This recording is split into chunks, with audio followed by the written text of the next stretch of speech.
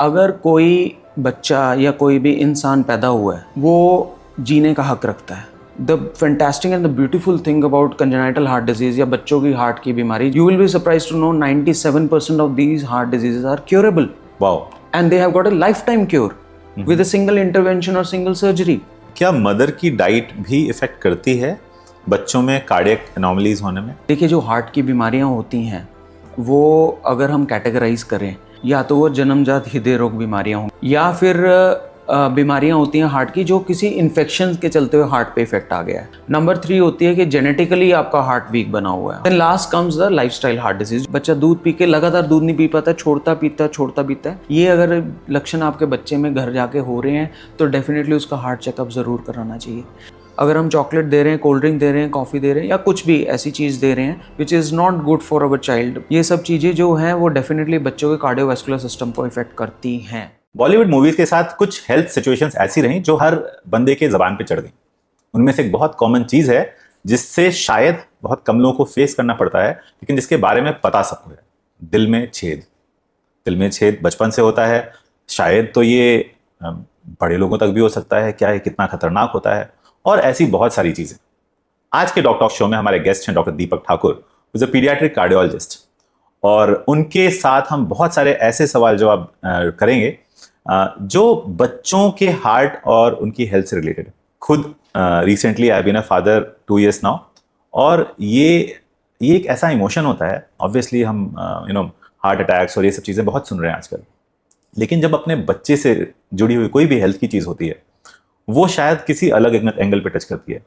जब ये discussions doctor के सामने होते हैं तो उसमें कई बार हम लोग फैक्ट से ज़्यादा इमोशंस ओवरप्ले करते हैं, और ऐसे में अगर आपके पास बैकग्राउंड नॉलेज नहीं है तो कभी कभी डिसीजन लेना बहुत मुश्किल हो जाता है। सो वेलकम डॉक्टर दीपक। आज बच्चों के हार्ट से जुड़े हुए ढेर सारे ऐसे रहस्य खोलेंगे, और so welcome to doc talk show. Thank you Himanshu, thank you for inviting me. And yes of course, आपका जो पहला स्टेटमेंट था कि बॉलीवुड एक बहुत बड़ा इन्फ्लुएंस है इंडियन सोसाइटी पे। सो पॉजिटिव इन्फ्लुएंस भी बहुत ज़्यादा है बॉलीवुड का, नेगेटिव भी बहुत ज़्यादा होता है। और अगर पॉजिटिव इन्फ्लुएंस की बात करें तो बहुत सारी ऐसी चीज़ें जो हम बॉलीवुड से सीखते हैं, लोग फॉलो करते हैं। जैसे आजकल लेटेस्ट ट्रेंड है कि बॉलीवुड में फिटनेस बहुत है, तो everyone is getting fitness freak, the young generation is getting fitness freak. तो अच्छी चीज़ है ये बॉलीवुड की। बॉलीवुड इन्फॉर्मेशन भी अच्छी तरह प्रोवाइड करता है, चाहे वो हाफ कुक्ड इन्फॉर्मेशन हो या फुली कुक्ड इन्फॉर्मेशन हो, बट समहाउ वो हमारे इंडियन कल्चर में बॉलीवुड का बहुत बड़ा रोल है जो लोगों तक नॉलेज पहुंचाता है और उनको अवेयर भी करता है। तो इसी से स्टार्ट करते हैं। आपके लिए एक बहुत बड़ा सरप्राइज मैं बताता हूँ कि एक बहुत बड़ी लीडिंग एक्ट्रेस थी बॉलीवुड में। She was a case of VSD Eisenmenger syndrome. I think Madhubala, exactly. She died at her 3rd or 4th decade of life because she was diagnosed as a VSD at a very late age। मतलब दिल में जो छेद की बीमारी थी मधुबाला जी को, वो बहुत लेट डिटेक्ट हुई थी। तब तक वो एक इनक्योरेबल हार्ट डिजीज बन गई थी, और वो धीरे धीरे टाइम के साथ उनकी जान ले गई। ओके, सो मतलब कह सकते हैं अगर मधुबाला इस एरा में पैदा हुए होते तो शायद ये बीमारी बहुत अर्ली टाइम पे अगर डायग्नोस हो गई होती तो शायद वो कहानी कुछ और ही रही होती। जी हाँ, कुछ हद तक आप सही कह रहे हैं, क्योंकि इंडिया में अगर हम पीडियाट्रिक कार्डियोलॉजी की बात करें तो paediatric cardiology as compare to adult cardiology अभी भी बहुत ही लेट बैक ब्रांच है। We have got very limited specialist available of this branch across the country as compare to adult. अगर मैं बात करूँ, अगर 100 एडल्ट कार्डियोलॉजिस्ट हैं तो उनके प्रोपोर्शन में आपको सिर्फ 2 पीडियाट्रिक कार्डियोलॉजिस्ट मिलेंगे। That is a proportion right now. और what is the problem statement we are talking about? मतलब अगर 100 एडल्ट पेशेंट हैं versus, so the problem statement what we are talking about here is the late detection of congenital heart disease because of this limited resources।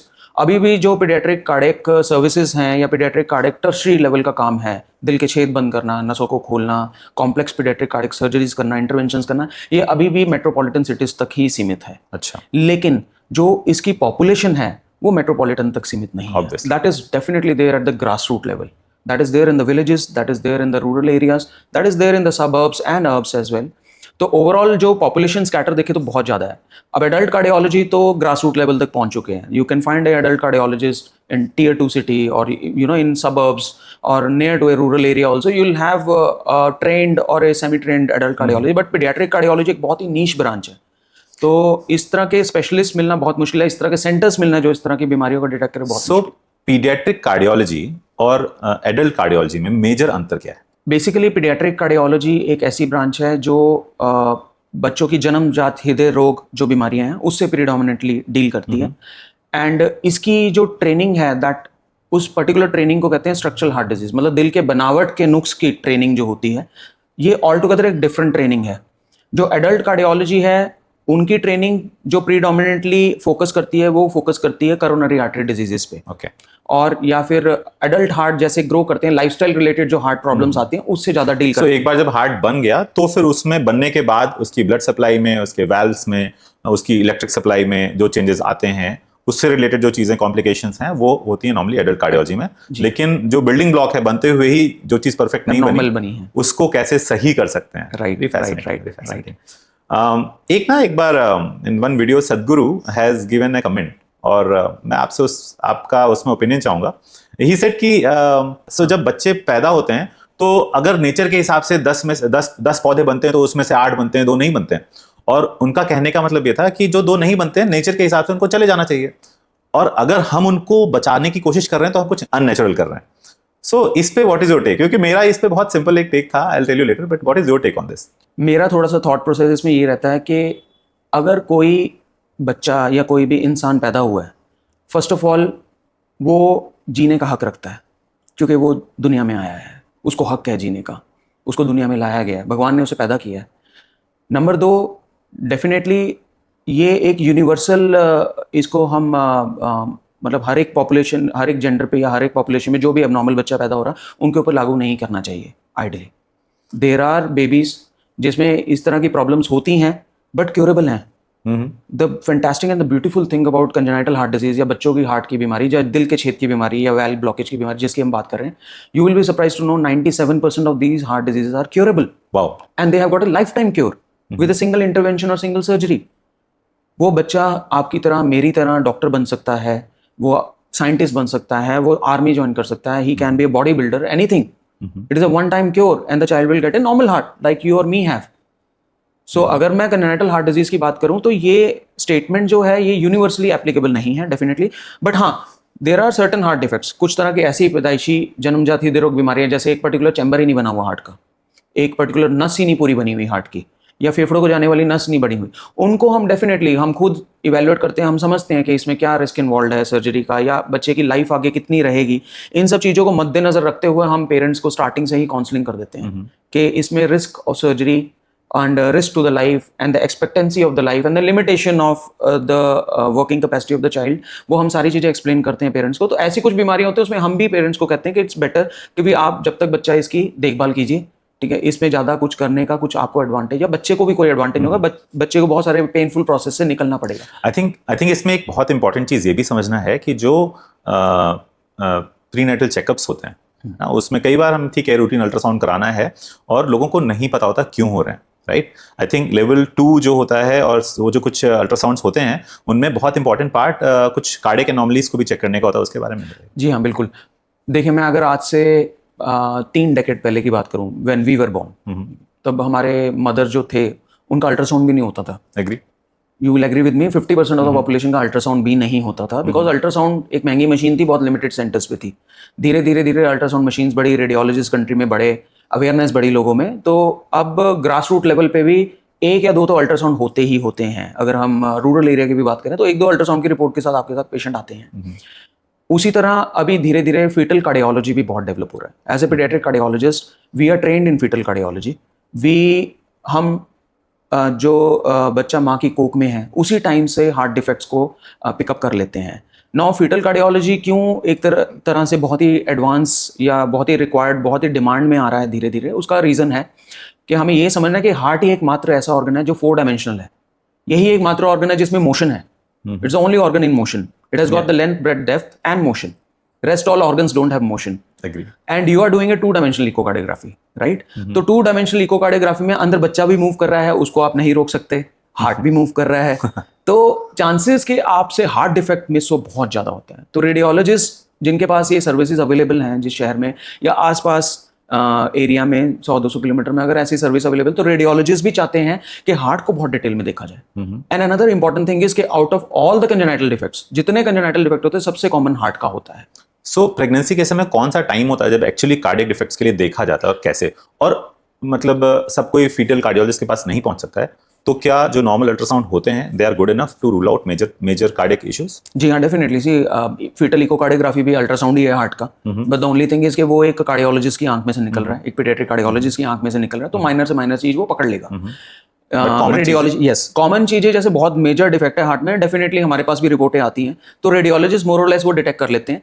तो level 2 scan जो होता है 16 to 18 weeks, वो anomaly scan होता है। Fetal echocardiography या बच्चे के हार्ट का चेकअप का जो स्कैन होता है, अनॉमली 2 स्कैन के बाद ही मोस्टली रेकमेंड कर दिया जाता है, that is between 18 to 22 weeks. Anomaly 2 scan, so level 2 में कौन कौन से कार्डियक डिफेक्ट्स होते हैं जो नॉर्मली देखे जाते हैं या दिख सकते हैं उतनी जल्दी? लेवल 2 स्कैन में मोस्टली आपके जितने कार्डियक डिफेक्ट है, मेजर कार्डियक डिफेक्ट्स तो पकड़े जाते हैं, जैसे चैम्बर ही नहीं बना हुआ हार्ट का, चैम्बर नहीं दिख रहा है। अब इसमें भी कई बार ये होता है कि पोजीशन अगर ठीक नहीं है, एक्सेस ठीक नहीं है हार्ट की, तो कई बार एक ऐसे ही चैम्बर छोटा लगता है रेडियोलॉजिस्ट को, और रेडियोलॉजिस्ट को देखो पूरा बच्चा देखना होता है, ही is not just looking at the heart, उसको अपने 20 मिनट्स या 25 मिनट्स या 30 मिनट्स में पूरा बच्चा स्कैन करना है।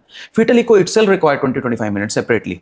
तो जब आप एक पूरा बच्चा देख रहे हो, उसमें हार्ट के मेजर प्रॉब्लम्स तो रेडियोलॉजिस्ट कैच कर लेते हैं, माइनर प्रॉब्लम्स जैसे दिल में छेद की बीमारी जो सबसे कॉमन है, ये जरूर मिस होती है, ये मिस हो सकती है, बहुत हाई चांसेस। सो अपनी क्लिनिकल प्रैक्टिस में जब आप देखते हो बच्चे कुछ प्रॉब्लम्स के साथ, तो कभी ऐसे बच्चे भी मिलते होंगे कि शायद इनका लेवल 2 स्कैन हुआ ही नहीं, और अगर उस समय हुआ होता तो मैंने कहीं पढ़ा था कि अगर मेजर कार्डियक प्रॉब्लम्स होती हैं तो वो भी एक इंडिकेशन होते हैं एमटीपी के लिए, राइट? यस, कि अगर लग ही रहा है कि नहीं बच्चा सर्वाइव करने वाला है, तो ऐसे बच्चे को पैदा होने की बजाय उसी समय ही टर्मिनेशन ऑफ प्रेगनेंसी की जा सकती है। जी हाँ, बिल्कुल, आपने बिल्कुल सही कहा। जैसे मेडिकल टर्मिनेशन ऑफ प्रेगनेंसी की आजकल जो वीक्स है वो भी गवर्नमेंट ने एक्सटेंड किए हैं with the consent of 2 obstetricians, तो 24 वीक्स तक, till the foetus is viable, up to 28 weeks also, some complex heart disease, and because 28 weeks के बाद ही वायबल फीटस माना जाता है। अगर 28 वीक्स के बाद बच्चा डिलीवर होता है तो उसको बचाने की कोशिश की जाती है।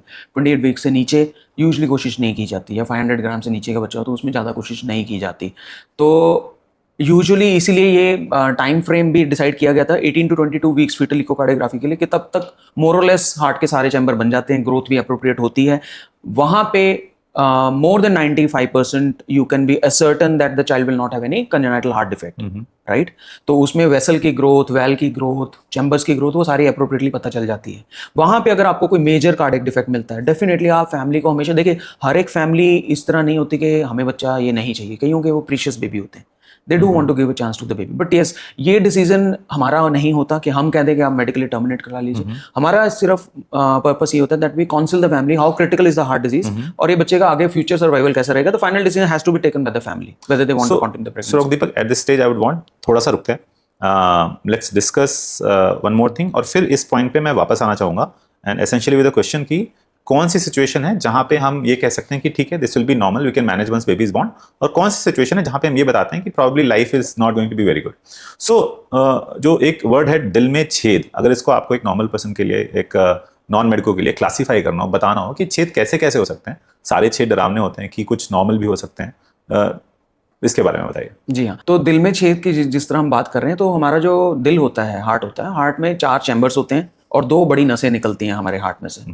तो ऊपर के 2 चैम्बर होते हैं, नीचे के 2 चैम्बर्स होते हैं, right side and left side chambers होते हैं, ऊपर नीचे वाले। और यहाँ से जो नसें निकलती हैं, राइट साइड से नस निकलती है जो फेफड़ों तक खून लेके जाती है, लेफ्ट साइड से नस निकलती है जो पूरे शरीर तक खून लेके जाती है।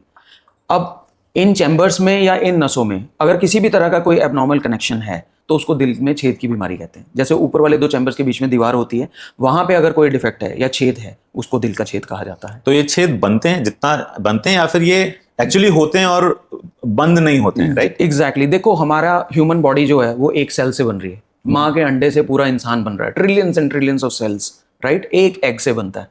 तो you can understand how intricate या कितना कॉम्प्लिकेटेड ये एंजाइमेटिक या केमिकल सिग्नलिंग प्रोसेस है जो ये पूरा इंसान का शरीर बना रहा है। आपकी आईज, आपके ईयर जो हमें बाहर दिख रहे हैं, इस तरह अंदर अंग भी है, अंग ज्यादा कॉम्प्लेक्स है, जो हम ऊपर देख रहे हैं इससे ज्यादा कॉम्प्लेक्सिटी हमारे बॉडी के अंदर है। तो हार्ट भी एक ऐसा ऑर्गन है जो एक सिंगल सेल से पूरा हार्ट बना है, 4 चैम्बर्स बने हैं, उसकी वैल बनी है, उसकी नसें बनी हैं, उसके अंदर नसें आ रही हैं, उसमें से नसें जा रही हैं, तो बहुत कॉम्प्लेक्स प्रोसेस है।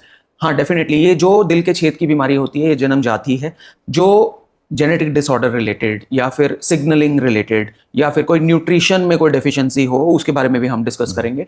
कोई पर्टिकुलर न्यूट्रिशनल डेफिशिएंसी या पर्टिकुलर मेडिकेशन से रिलेटेड उसका साइड इफेक्ट आया, तो ये इस तरह की बीमारियां जो है वो डेवलप हो जाती हैं बच्चों में, दिल में छेद आ जाते हैं, क्योंकि वो पर्टिकुलर सेगमेंट उस टाइम पे बना नहीं है जब उसे बनना चाहिए था, या पर्टिकुलर वैल्व उस टाइम पे बनी नहीं है जब उसे बनना चाहिए था, तो या चैम्बर बना नहीं है, ठीक है? तो एक सेल से ही पूरा हार्ट बन रहा है, तो बहुत सारे सिग्नल जाते हैं कि भैया आप दीवार बनाइए, अब इसको आप रोटेट करके नीचे वाले चैम्बर बनाइए, ऊपर वाले चैम्बर बनाइए। एक एम्ब्रियोलॉजी है, ये जो प्रोसेस है ये right from day 1 of conception start हो जाता है, 12 to 16 वीक्स तक ये कंप्लीट हो जाता है for all the organs including heart. It get completed by this time. So 16 to 18 weeks Yes, का जो that's fetus why होता the है level 2 उस समय scan. उसका Yes. Heart almost adult heart के स्ट्रक्चर्स बना चुका होता है।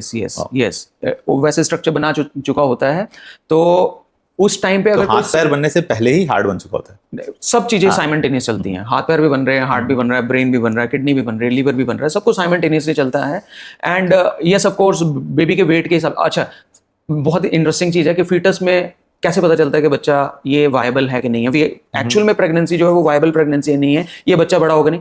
दिल की धड़कन पकड़ते हैं सबसे Level one. Level level one 1 scan. the fetal heartbeat is caught to say yes the baby is alive, heart is the life. That small dot Yes, which you so see the and that small sound dot that and the comes. sound that comes that tells you the baby is alive, the baby is viable, the first sound you of can life. go ahead with a happy pregnancy. तो ये जो single dot जो आपने बताया, बहुत अच्छा word use कर, sonologist भी कहते हैं देखो छोटी सी डॉट दिख रही है, Dot वही of हार्ट है life. बेबी का और ये बच्चा जिंदा है। हाँ. तो वो डॉट से लेके एक हमारी ये मुट्ठी है, मुट्ठी जितना हमारा दिल का साइज होता है, तो इतना बड़ा हार्ट बनना, यू कैन अंडरस्टैंड। वो भी इतना कॉम्प्लेक्स, इतना कॉम्प्लेक्स, इतने चेंबर्स और उसमें इतने हार्ट एक कनेक्शंस। बहुत ही कॉम्प्लेक्स स्ट्रक्चर भी है और बहुत सिंपल स्ट्रक्चर भी है। कॉम्प्लेक्स इन द सेंस कि उसमें चैम्बर्स हैं, मसल्स हैं, वेल्स है, धड़कना है, सारी जिंदगी धड़कना है जब तक इंसान जिंदा है। उसकी तो मतलब पूरी जिंदगी का काम है, उसको कोई रेस्ट नहीं है। जब आप किसी को डेड डिक्लेयर करते हो यू से तो उसके लिए आप ईसीजी ही लेते हो। यस और एग्जैक्टली, जब वो रुक गया तो इंसान रुक गया। यस, ब्रेन डेड में अभी भी मतलब हाँ, ऑर्गन डोनेट कर सकते हो, ठीक है, लेकिन हार्ट डेड में थोड़ा मुश्किल होता है। So now when you said about diet, तो क्या मदर की डाइट भी इफेक्ट करती है बच्चों में कार्डियक एनोमलीज होने में? ठीक है, तो हम अगर फीटल कार्डियोलॉजी का टॉपिक लें, तो अगर फीटल कार्डियोलॉजी की मैं बात करूं तो देयर आर सर्टेन इंडिकेशन जिसके लिए फीटल इकोकार्डियोग्राफी कराई जाती है, स्पेसिफाइड इंडिकेशंस हैं। तो उसमें सबसे पहले आ जाता है अगर मदर डायबिटिक है, कोई एंडोक्राइन डिसऑर्डर है, मदर कोई मेडिकेशंस ले रही थी first 12 to 16 weeks of pregnancy में, मदर बहुत बीमार रही है उस टाइम पे, कोई previous cardiac structural heart disease या पैदाइशी जन्मजात हृदय रोग की बीमारी है पहले बच्चे में, या कोई फैमिली मेंबर में मदर साइड या फादर साइड, या फिर मदर का कुछ ऑक्यूपेशनल या एनवायरमेंटल एक्सपोजर हुआ है टू द पोल्यूटेंट्स, ठीक है। So these are certain specific indication जिसके लिए हमारे पास भेजा जाता है। उसके बाद दूसरे इंडिकेशन कुछ स्पेसिफिक थिंग अबाउट पोल्यूटेंट्स, क्योंकि पॉल्यूशन में तो हम सभी रह रहे हैं। जी हाँ, तो कुछ स्पेसिफिक जहाँ पे कुछ ज्यादा रोल हो। देखो जो स्टडीज हैं, जो ऑलरेडी प्रूवन स्टडीज हैं, those are the industrial pollutants की study. The females who are working in acrylic factories या फिर आर वर्किंग जहाँ पे पेंट बन रहे हैं, जहाँ पे पेट्रोलियम प्रोडक्ट्स यूज हो रहे हैं, या फिर टार यूज हो रहा है सड़क बनाने के लिए, ठीक है। तो ये सारी तो प्रूवन स्टडीज हैं, but there are many unproven studies. We don't know what is the effect of the urban pollution on these So sorry, I'm shifting gear a bit. लेकिन ऐसे तो अगर देखो कि बहुत सारा वो population जो इसके लिए prone होता है, they are below the poverty line. They don't have any access to the basic health. वो fetal cardiologist के पास कहाँ से पहुँचेंगे? नहीं, बिल्कुल सही बात बोल रहे हैं आप, हमारे पास नहीं पहुँचते हैं। हम डेली अगर बच्चे ऑपरेट कर रहे हैं, इसका मतलब ये पैदा हो रहे हैं। They are not able to reach the pediatric cardiology. You are absolutely right about that. So here comes the role of the government of India, or here comes the role like you. You are introducing such a nice podcast to bring out such minor social issue into the public. So this is the way we are going to spread the knowledge. The people who are listening to this, they got maids working in their house. They can always spread this information to the maids in their house. और RWA छोटा मोटा lecture कर सकती हैं इसके ऊपर आपका podcast सुन के. So these are minor things which has to reach to the population, the government as well as the educated population of this country. This is our responsibility to spread this information. As far as I understand, ये कुछ चीजें definitely costly होती हैं, but there are a lot of ways around treating it even to those who doesn't have much money. बहुत सारे तरीके हैं, बहुत सारी ऑर्गेनाइजेशंस हैं। I think you also have organisation जहाँ पे अंडर प्रिविलेज या जिनके पास फाइनेंशियल इश्यूज हैं, उनको भी कुछ ना कुछ you can help, right? Yeah, we are doing that. So by the God grace, our foundation is also doing good. So we have got UniHeal Heart Care Foundation, through What is the name? UniHeal Heart Care Foundation. Very thoughtful name. Uni we put it because unitedly we heal the little hearts together. UniHeal. So the foundation definitely works for the underprivileged kids who are suffering from congenital heart defect, who cannot afford this treatment. Every month we do around 4 to 5 charitable surgeries where we give free of cost consultation and we admit the child. We request the donors to donate money for the kids, and fortunately we have been able to do, I think this foundation is around 2 years old only, and we have been able to do around 15-20 cases with this foundation. Wow. So और सबसे अच्छी बात ये है कि ये किसी ordinary hospital में नहीं हो रहे हैं, ये उस हॉस्पिटल में हो रहे हैं जो प्रॉब्ली इंडिया के one of the best places. So India में getting the best treatment in India और वो पॉसिबल है, तो इसलिए बहुत ज़रूरी है to have and spread this information. बच्चों में दिल का छेद अगर है या जस्ट इन जनरल बच्चे is they are not doing well, तो that has to be seen. Now this brings to the next question कि प्रेगनेंसी निकल गई, स्क्रीनिंग हो गई, शायद उस समय शायद उस समय नहीं पकड़ पाए कुछ, बच्चा पैदा होने के बाद क्या साइंस होते हैं जब एक्चुअली ये क्वेश्चन खड़कना चाहिए कि क्या इसको हार्ट के लिए दिखाने की ज़रूरत है, या फिर कुछ रूटीन स्क्रीनिंग ऐसी होती है, जैसे वैक्सीनेशन है वैसे कुछ रूटीन ऐसे चेकअप्स डिज़ाइन हैं जिससे ऑटोमेटिकली बच्चों की हार्ट की प्रॉब्लम्स पकड़ी जा सकें। यहाँ पे मैं एक बहुत इंपॉर्टेंट टॉपिक इंट्रोड्यूस करूँगा। देखिए, जो हार्ट की बीमारियाँ होती हैं वो अगर हम कैटेगराइज करें तो या तो वो जन्मजात हृदय रोग बीमारियाँ होंगी, जैसे हम डिस्कस कर रहे हैं दिल की छेद की बीमारी जैसी गंभीर बीमारियों के बारे में, या फिर बीमारियाँ होती हैं हार्ट की जो किसी इन्फेक्शन के चलते हुए हार्ट पे इफेक्ट आ गया है। तो दूसरी चीज़ होती है कि हार्ट आपका किसी इन्फेक्शन से पीड़ित हो गया है। नंबर 3 होती है कि जेनेटिकली आपका हार्ट वीक बना हुआ है, हार्ट के मसल्स भी वीक बने हुए हैं। Then last comes the lifestyle heart disease, जो ज़्यादातर एडल्ट्स में मिलती हैं, अभी तक एडल्ट में मिलती थी, you will be surprise to know अब ये पेडियाट्रिक में भी मिल रही है। तो अब हम वापस आते हैं, जैसे हमने बात शुरू की थी कि दिल की छेद मिस हो गई ड्यूरिंग द प्रेगनेंसी, अब बच्चा डिलीवर हो गया, अब क्या सिम्टम्स आएंगे बच्चे में। तो यूजुअली जो बच्चे जन्मजात हृदय रोग बीमारी के साथ डिलीवर होते हैं, तो इसमें हम कैटेगराइज करते हैं, कैटेगरी में बच्चे प्रेजेंट करते हैं हमारे पास। इसमें क्या कैटेगरी गई, या तो बहुत ही माइल्ड सिम्टम्स होंगे, मतलब बच्चे को कोई प्रॉब्लम नहीं है, बच्चे को कोई ब्रीदिंग प्रॉब्लम नहीं है, कुछ नहीं है, जस्ट आपके जो पीडियाट्रिशियन है जहाँ पे बच्चा डिलीवर हो, उन्होंने आला लगा के दिल सुना बच्चे का, तो एक एबनॉर्मल साउंड सुनी, तो टेस्ट करवा लिया, तो कंजेनिटल हार्ट डिजीज पकड़ी गई उसकी बच्चे के। तो यूजुअली ये छोटे दिल के छेद होते हैं, या फिर थोड़ा वैल में ब्लॉकेज होगा, थोड़ा नस में ब्लॉकेज होगा, या एक आधी नस एबनॉर्मली कनेक्टेड होगी। ये माइनर हार्ट डिफेक्ट्स हैं जिसमें बच्चे को कुछ प्रॉब्लम नहीं होती है, बच्चे ग्रो भी अच्छा कर जाते हैं, इंसिडेंटली ये डिटेक्ट होते हैं, कई बार जन्म पे, कई बार जन्म के बाद डिटेक्ट हो जाते हैं, कई बार एडल्ट्स में जाके पता चलता है कि दिल में एक छोटा सा छेद था इनके। दूसरा प्रेजेंटेशन बच्चों का जो रहता है वो रहता है कि बच्चा जन्म के बाद इमीडिएटली नीला पड़ रहा है, जिसे ब्लू बेबी सिंड्रोम भी कहते हैं, नीला पड़ जाते हैं बच्चे जन्म के बाद। इसका मतलब क्या है कि बच्चे की फेफड़े को जाने वाली जो नस है वो कहीं ना कहीं ब्लॉक्ड है, कोई मेजर हार्ट डिफेक्ट है बच्चे में, दिल में बड़ा छेद है और कोई ना कोई नस ब्लॉक है, जिसके चलते हुए हार्ट अप्रोप्रिएटली ब्लड थ्रो नहीं कर पा रहा है लंग्स में टू गेट एडिक्वेट ऑक्सीजनेशन। जब तक बच्चा माँ की कोख के अंदर था नीला नहीं होगा। क्यों? क्योंकि ऑक्सीजन मदर से मिल रही है, लंग्स काम नहीं करते, अंदर पानी है। Once the baby get delivered, या इंसान जब डिलीवर हो जाता है तब हवा के प्रकोप में आता है, लंग्स काम करना शुरू करते हैं, तब अपने ऑक्सीजन खुद बनानी पड़ती है और पहुंचानी पड़ती है। अब ये बनाना और पहुंचाने के लिए आपको सारे कनेक्शंस नॉर्मल चाहिए। हार्ट और लंग हमारे कनेक्टेड ऑर्गन्स हैं, तो अगर दिल में कोई छेद है और फेफड़ों को जाने वाली नस अगर कहीं से ब्लॉक है, क्रिटिकली ब्लॉक्ड है, तो बच्चा जन्म पे ही नीला पड़ना शुरू हो जाता है। तो पहली चीज, अगर आपका बच्चा जन्म पे ही नीला पड़ रहा है, बच्चे का इमीडिएटली टेस्ट कराना जाए। टेस्ट पे मैं बाद में आता हूँ क्या टेस्ट होते हैं इसमें। दूसरी जो दिक्कत आती है वो जन्म पे ही बच्चा सांस तेज ले रहा है, बच्चे की पसलियां तेज चल रही है, दिल की धड़कन माँ महसूस कर रही है, बच्चे का दिल धड़कता हुआ दिख रहा है, कई बार ऊपर तक दिखता है। कार्डियोमेगली होना मतलब हार्ट का साइज बड़ा हुआ है तो नीचे से दिल भी धड़कता हुआ स्केलेटन पे भी दिखना शुरू हो जाता है। तो ये दूसरी चीज है जिसके बारे में ध्यान रखना है और आपको इमीडिएटली बच्चे का हार्ट चेकअप कराना है। तीसरी चीज कि बच्चे की छुट्टी होगी, सब ठीक है, हल्की हल्की पसलियां चल रही है, डॉक्टर साहब ने भी बोल दिया ठीक है थोड़ा हल्की पसली चल रही है, लेकिन बच्चा ठीक है, आप ले जाइए घर, 1-2 दिन में ठीक हो जाएगी। लेकिन बच्चा दूध पीते पीते थक रहा है, जब माँ का दूध बच्चा पीता है तो पीते पीते थक जाता है। बच्चे के लिए एक ही एक्सरसाइज है, वो है दूध खींचना माँ की छाती से, वही एकमात्र एक्सरसाइज है बच्चे के लिए। तो जब बच्चा दूध खींचता है उसकी एनर्जी लगती है, और अगर मेरा हार्ट फेल है एज एडल्ट, अगर मेरा हार्ट फेल है तो मैं अगर चलूंगा वो मेरी एनर्जी है और उसमें मैं थक जाऊंगा। तो बच्चा जब दूध पीता है तो थक रहा है, लगातार 10 से 15 मिनट 20 मिनट तक लगातार दूध नहीं खींच पा रहा, दूध पीता है छोड़ता है, पीता है छोड़ता है, और बच्चे के सर पे बहुत सारा पसीना आता है। अगर मेरा भी हार्ट फेलियर होगा, मैं चलूंगा मुझे पसीना आएगा। तो बच्चे के लिए वो एक्सरसाइज है। जब भी बच्चा दूध खींचता है तो इसे हम मेडिकल टर्मिनोलॉजी में सक रेस्ट सक साइकिल कहते हैं। बच्चा दूध पी के लगातार दूध नहीं पी पाता, छोड़ता पीता है, सर पे बहुत सारा पसीना आता है, पसलियां तेज चलती है बच्चे की। ये अगर लक्षण आपके बच्चे में घर जाके हो रहे हैं तो डेफिनेटली उसका हार्ट चेकअप जरूर कराना चाहिए। तीसरी चीज जो जरूरी है, हो सकता है इमीडिएटली आफ्टर बर्थ इसके सिम्टम्स ना आए, 1-1.5 महीने 2 महीने बाद आने शुरू होते हैं। उसमें क्या होता है कि बच्चा एडिक्वेटली वेट गेन नहीं कर पा रहा, ठीक है, या फिर थोड़े बड़े बच्चे अगर हम ले लें तो उनको बार बार छाती का इन्फेक्शन हो रहा है, बार बार निमोनिया हो रहा है, बच्चे को बार बार लंग्स खराब हो रहे हैं बच्चे के, तो हार्ट चेकअप कराना बहुत जरूरी है। और आगे चलते हैं, थोड़े बड़े बच्चे हो गए, 1 साल 2 साल तक पता ही नहीं चला हार्ट की बीमारी है, कोई भी ऐसा भी होता है। देखिए दिल हमारा बहुत स्ट्रांग ऑर्गन है, ये तब तक टॉलरेट करता रहेगा जब तक इसकी जान नहीं निकलेगी।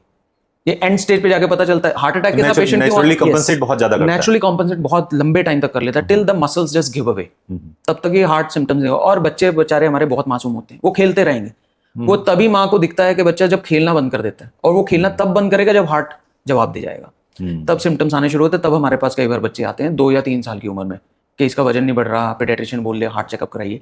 तो ये कुछ लक्षण हैं जो हमें दिमाग में रखने हैं। बड़े बच्चों में जैसे हम आते हैं, बड़े बच्चों में जैसे स्कूल एट पार परफॉर्मेंस नहीं दे पा रहे as compare to the peer group, या बड़े बच्चे छाती में दर्द भी बता देते हैं, चेस्ट पेन हो रहा है, गिडिनेस हो रही है, चक्कर आ रहे हैं, वीकनेस रह रही है, वेट गेन नहीं हो रहा है, लेग पेन परसिस्टेंट रह रहा है, कभी बेहोश हो गए सडनली बच्चे बेहोश हो जाते हैं, ठीक है। तो इन सब कंडीशंस में भी हार्ट चेकअप बच्चों का बहुत जरूरी है। नाउ अगर मैं बात करूं कि स्क्रीनिंग टाइम की, चलो जो दिल की गंभीर बीमारी है तो वो तो जन्म पे पता चल जाती है, वो इमीडिएटली हमारे तक पहुंच भी जाते हैं। बहुत गंभीर है, कई बार हमारे तक बच्चे पहुंच भी नहीं पाते, बहुत क्रिटिकल हार्ट डिजीज होती हैं। अब हम आते हैं स्क्रीनिंग की बात, जो बच्चे इन चीज़ों से निकल गए लेकिन स्टिल पेरेंट्स के मन में आशंका है कि हम कुछ है तो नहीं। एक कंप्लीट इवेल्युएशन कराना चाहते हैं, तो मेडिकल फिटर्निटी में एक बहुत ही उम्दा रिसर्च टूल जो आज तक मैनकाइंड के लिए ब्लेसिंग है, that is ultrasound. Agree, You will agree with me. I totally agree. It is one of the best tools. No radiation exposure, no needle prick, very handy. very handy, mobile. You can talk to the patient while doing that. You don't need big machines. You don't need an enclosed room. So it's a human touch. And the ultrasound, echocardiography जिसकी मैं बात कर रहा हूँ, दिल का scan जिसकी मैं बात कर रहा हूँ अल्ट्रासाउंड मशीन से, that is the simplest test जो आपको 100% श्योरिटी से बता सकता है, if done by an expert paediatric cardiologist can tell you 100% whether this child has got a heart problem और नॉट। उसमें छेद, वेल्व, नस, हर चीज चेक हो जाती है एक ही स्कैन से। पेनलेस प्रोसीजर, 10 मिनट का प्रोसीजर होता है, एंड एक जेली यूज होती है, you know it very well, और साउंड्स यूज होते हैं, कोई रेडिएशन एक्सपोजर नहीं है। तो नीडललेस सर्जरी, नीडललेस प्रोसीजर। सो स्क्रीनिंग टाइम एज पर मी जो मैं रेकमेंड करता हूँ, वो गवर्नमेंट ऑफ इंडिया की गाइडलाइंस में भी आने वाली है। Paediatric cardiac society of India is trying it's level best to introduce screening echocardiography at 1 month of age early if the symptoms are there, जो मैंने अभी आपसे डिस्कस किए। वरना अगर कोई सिम्टम्स नहीं है तो 1 month of age पे एक बच्चे का इकोकार्डियोग्राफी जरूर होना चाहिए, डेफिनेटली होना चाहिए। That is a screening. ये guidelines are going to come, these guidelines are going to come, guidelines yes, आएंगी तो they will be, government will try to make it available for, just like vaccination. देखिए vaccination भी हम क्यों कराते हैं, it is a preventive thing. Agree. बच्चे को 100% निमोनिया होगा ही होगा नहीं पता, बच्चे को मेनिंजोकोकल इन्फेक्शन होगा ही होगा नहीं पता, वेरेसिला होगा ही होगा, चिकन पॉक्स होगा ही होगा नहीं पता, लेकिन हम उसकी वैक्सीन अभी से लगवा रहे हैं टू प्रिवेंट दैट थिंग। तो अगर हम ये हार्ट का स्कैन, इसमें तो नीडल भी नहीं लगनी, वैक्सीन में फिर भी नीडल लगती है, इसमें तो नीडल भी नहीं लगनी है। तो एक सिंपल स्कैन से अगर आप इतनी बड़ी चीज पकड़ सकते हैं हार्ट की, और अभी से उसके लिए कुछ ना, अगर बाई चांस बच्चे में कुछ ऐसी प्रॉब्लम निकल के आती है, हाँ बहुत इंपॉर्टेंट चीज, कंजेनाइटल हार्ट डिजीज का अगर ट्रीटमेंट रिजल्ट आपको चाहिए, it should be done on time. The more we delay, the complex it becomes for the child, for the parents as well as for the treating doctor. The timely detection and timely cure of congenital heart disease is the best gift you can give to the child after birth. I loved it. I love the way structured your answer was, क्योंकि ये simply बताता है कि you know how much you love the subject in depth. But पता है इसमें सबसे ज़्यादा important चीज़ मुझे लगी, वो पहला स्टेथोस्कोप जो पीडियाट्रिशियन ने जन्म के समय उस बच्चे के छाती पे रखा था। मुझे नहीं पता कि आर वी लकी इनफ कि शायद कितने % बच्चों की छाती पे पैदा होते समय पीडियाट्रिशियन वो स्टेथोस्कोप रख पाता है कि नहीं। आई am not, do you have any numbers? क्योंकि अगर वो रेफरल पॉइंट ही बन जाए तो शायद वो आले में आला रख करके सुनी आवाज़ जिससे बच्चे को टाइमली रेफर किया जा सके, ही एक बहुत बड़ा स्क्रीनिंग टूल अपने आप में बन सकता है, राइट? बिल्कुल, ये स्टेथोस्कोप और एक पल्स ऑक्सीमीटर स्क्रीनिंग टूल है कंजेनिटल हार्ट डिजीज के लिए, अगर जन्मजात हृदय रोग बीमारियों के लिए ये सबसे अच्छे, यही 2 स्क्रीनिंग टूल हैं। So are routinely pediatricians available in general India में? चलो कार्डियोलॉजिस्ट नहीं हो सकते, बट कुछ ऐसा डेटा है कि अभी भी बहुत ऐसी डिलीवरीज हो रही है जहां पर डिलीवरी के बाद इमीडिएटली पीडियाट्रिशियन नहीं भी अवेलेबल होता है, या फिर मोर और less they are available at all the levels? देखिए अब तो जिस तरह से प्राइमरी हेल्थ सेंटर्स तक बन गया, हम सिर्फ रूरल की बात कर रहे हैं, अर्बन में तो देखो पीडियाट्रिशियन अवेलेबल नहीं है। अगर हम रूरल की भी बात करें, अभी भी बहुत सारी डिलीवरीज ऐसी हैं जो अनअसिस्टेड होती हैं, या फिर घर में ही हो जाती है डिलीवरीज बच्चों की, या फिर अगर किसी हॉस्पिटल में भी उस टाइम पे शायद डॉक्टर ना अवेलेबल, लेकिन anganwadi worker, grass root level workers available रहते हैं, उनकी भी ट्रेनिंग होती है इन सब चीज़ों के लिए। Yes, they are also trained for congenital heart defect detection, murmur कैसे सुनना है, पल्स ऑक्सीमीटर कैसे लगा के देखना है, तो आंगनवाड़ी वर्कर्स भी ये काम करते हैं। बट हाँ, ऑफकोर्स जितनी अंडरस्टैंडिंग है उस हिसाब से ही वो रेफरल आगे जाता है, वो रेफर हो पाए कि ना हो पाए। आई थिंक इसलिए भी, और अभी क्योंकि अभी भी रूरल इंडिया में बहुत सारी डिलीवरीज होती हैं जो घर पे होती हैं, इसलिए वो जो 1 month की स्क्रीनिंग इको वाली अगर गाइडलाइंस जब आती है, दैट बी वेरी हेल्पफुल। दूसरा एक सवाल था, क्योंकि हमने बात की ब्लू बेबीज की। Now I think blue babies, there was a movie something the Lord made, जिससे दुनिया में ये बहुत जिनको फर्स्ट हैंड एक्सपीरियंस नहीं भी है उनको भी इसके बारे में काफी पता चला। Life changing, I think medical science changing surgery came up, which was shown. My question was कि क्या with the skin colour, see in a very wide population जहाँ पे नॉर्मली बच्चे पिंक हैं, and when they turn blue is very visible. Now in a dark colour population, जहाँ पे बच्चे का एट बर्थ ही टाइम कलर थोड़ा सा डार्क है, क्या ये सटल चेंजेस मिस होते हैं? और क्या skin colour is also issue, जहाँ पे ब्लू बेबी शुरू में अगर माता पिता बहुत ज़्यादा ऑब्जर्वेंट नहीं है तो मिस कर सकते हैं? जी हाँ, बिल्कुल। मैं थोड़ी रिफाइनमेंट में जाता हूँ ब्लू की। बिल्कुल आप सही कह रहे हैं, जो ब्राइट बच्चे होते हैं ब्लू क्लियरली दिख जाता है बच्चा नीला पड़ रहा है। लेकिन जो थोड़े डार्क बच्चे होते हैं, अगर पेरेंट्स इस चीज़ को सुन रहे हैं, समझ रहे हैं, तो पर्टिकुलर एक एरियाज हम बताते हैं जिस पे बहुत ज़्यादा ध्यान देना होता है। Specially the nail beds. Nail हमेशा पिंक रहेगा, कुछ भी कलर हो इंसान का, नेल पिंक रहेंगे। हमारे टंग और अंदर की जीभ पिंक रहेगी, ये कभी भी किसी की ब्लैक नहीं हो सकती, राइट? तो स्पेशली अगर बच्चे की टंग या लिप्स पिंक हो रहे हैं, लिप्स ब्लू हो रहे हैं, ठीक है, या टंग ब्लू हो रही है, या बच्चे के नेल्स ब्लू हो रहे हैं, लात के या हाथ के, ठीक है, तो ये ब्लू बेबी सिंड्रोम में आता है। This is more critical. अगर ये चीजें ब्लू हो रही हैं जो स्किन के कलर से अनरिलेटेड है टोटली, ये इजीली कैच हो सकती हैं। अगर ये ब्लू हो रही हैं तो डेफिनेटली बच्चे को कोई सीरियस हार्ट की बीमारी या लंग्स की बीमारी हो सकती है, मोर कॉमनली हार्ट की बीमारी। तो ब्लू बेबी सिंड्रोम में जो हम कहते हैं, स्पेसिफिकली टीच करते हैं ग्रास रूट लेवल वर्कर को भी, तो उनको यही बताया जाता है कि आप नाखून, पैर के और हाथ के और बच्चे की लिप्स और टंग को देखना है। अगर ये ब्लू है तो डेफिनेटली बच्चा ब्लू है। So I think I know, but दर्शकों के लिए ब्लू इतना इंपॉर्टेंट क्यों है, वो एक बार बताइए कि white is blue, you know, blue और पिंक में अंतर क्या है? यस, सो ब्लू क्यों होता है बेसिकली, हमारे ये स्किन क्यों ब्लू हो गया बेसिकली, क्योंकि हमारा जो यहाँ तक हमारा ब्लड पहुंच रहा है, so our blood is reaching all this and organs. तो जब ब्लड में अप्रोप्रिएट ऑक्सीजन मात्रा नहीं होती है, तो वो ऑक्सीजन जो होती है वो उसकी कमी के चलते हुए ही यहाँ पे जो हमारा स्किन है वो ब्लू दिख रहा है। अगर हम अपने स्किन का कलर देखें तो जब हमारी ऑक्सीजन की मात्रा कम होती है तभी वो ब्लू टर्न होता है स्किन हमारा।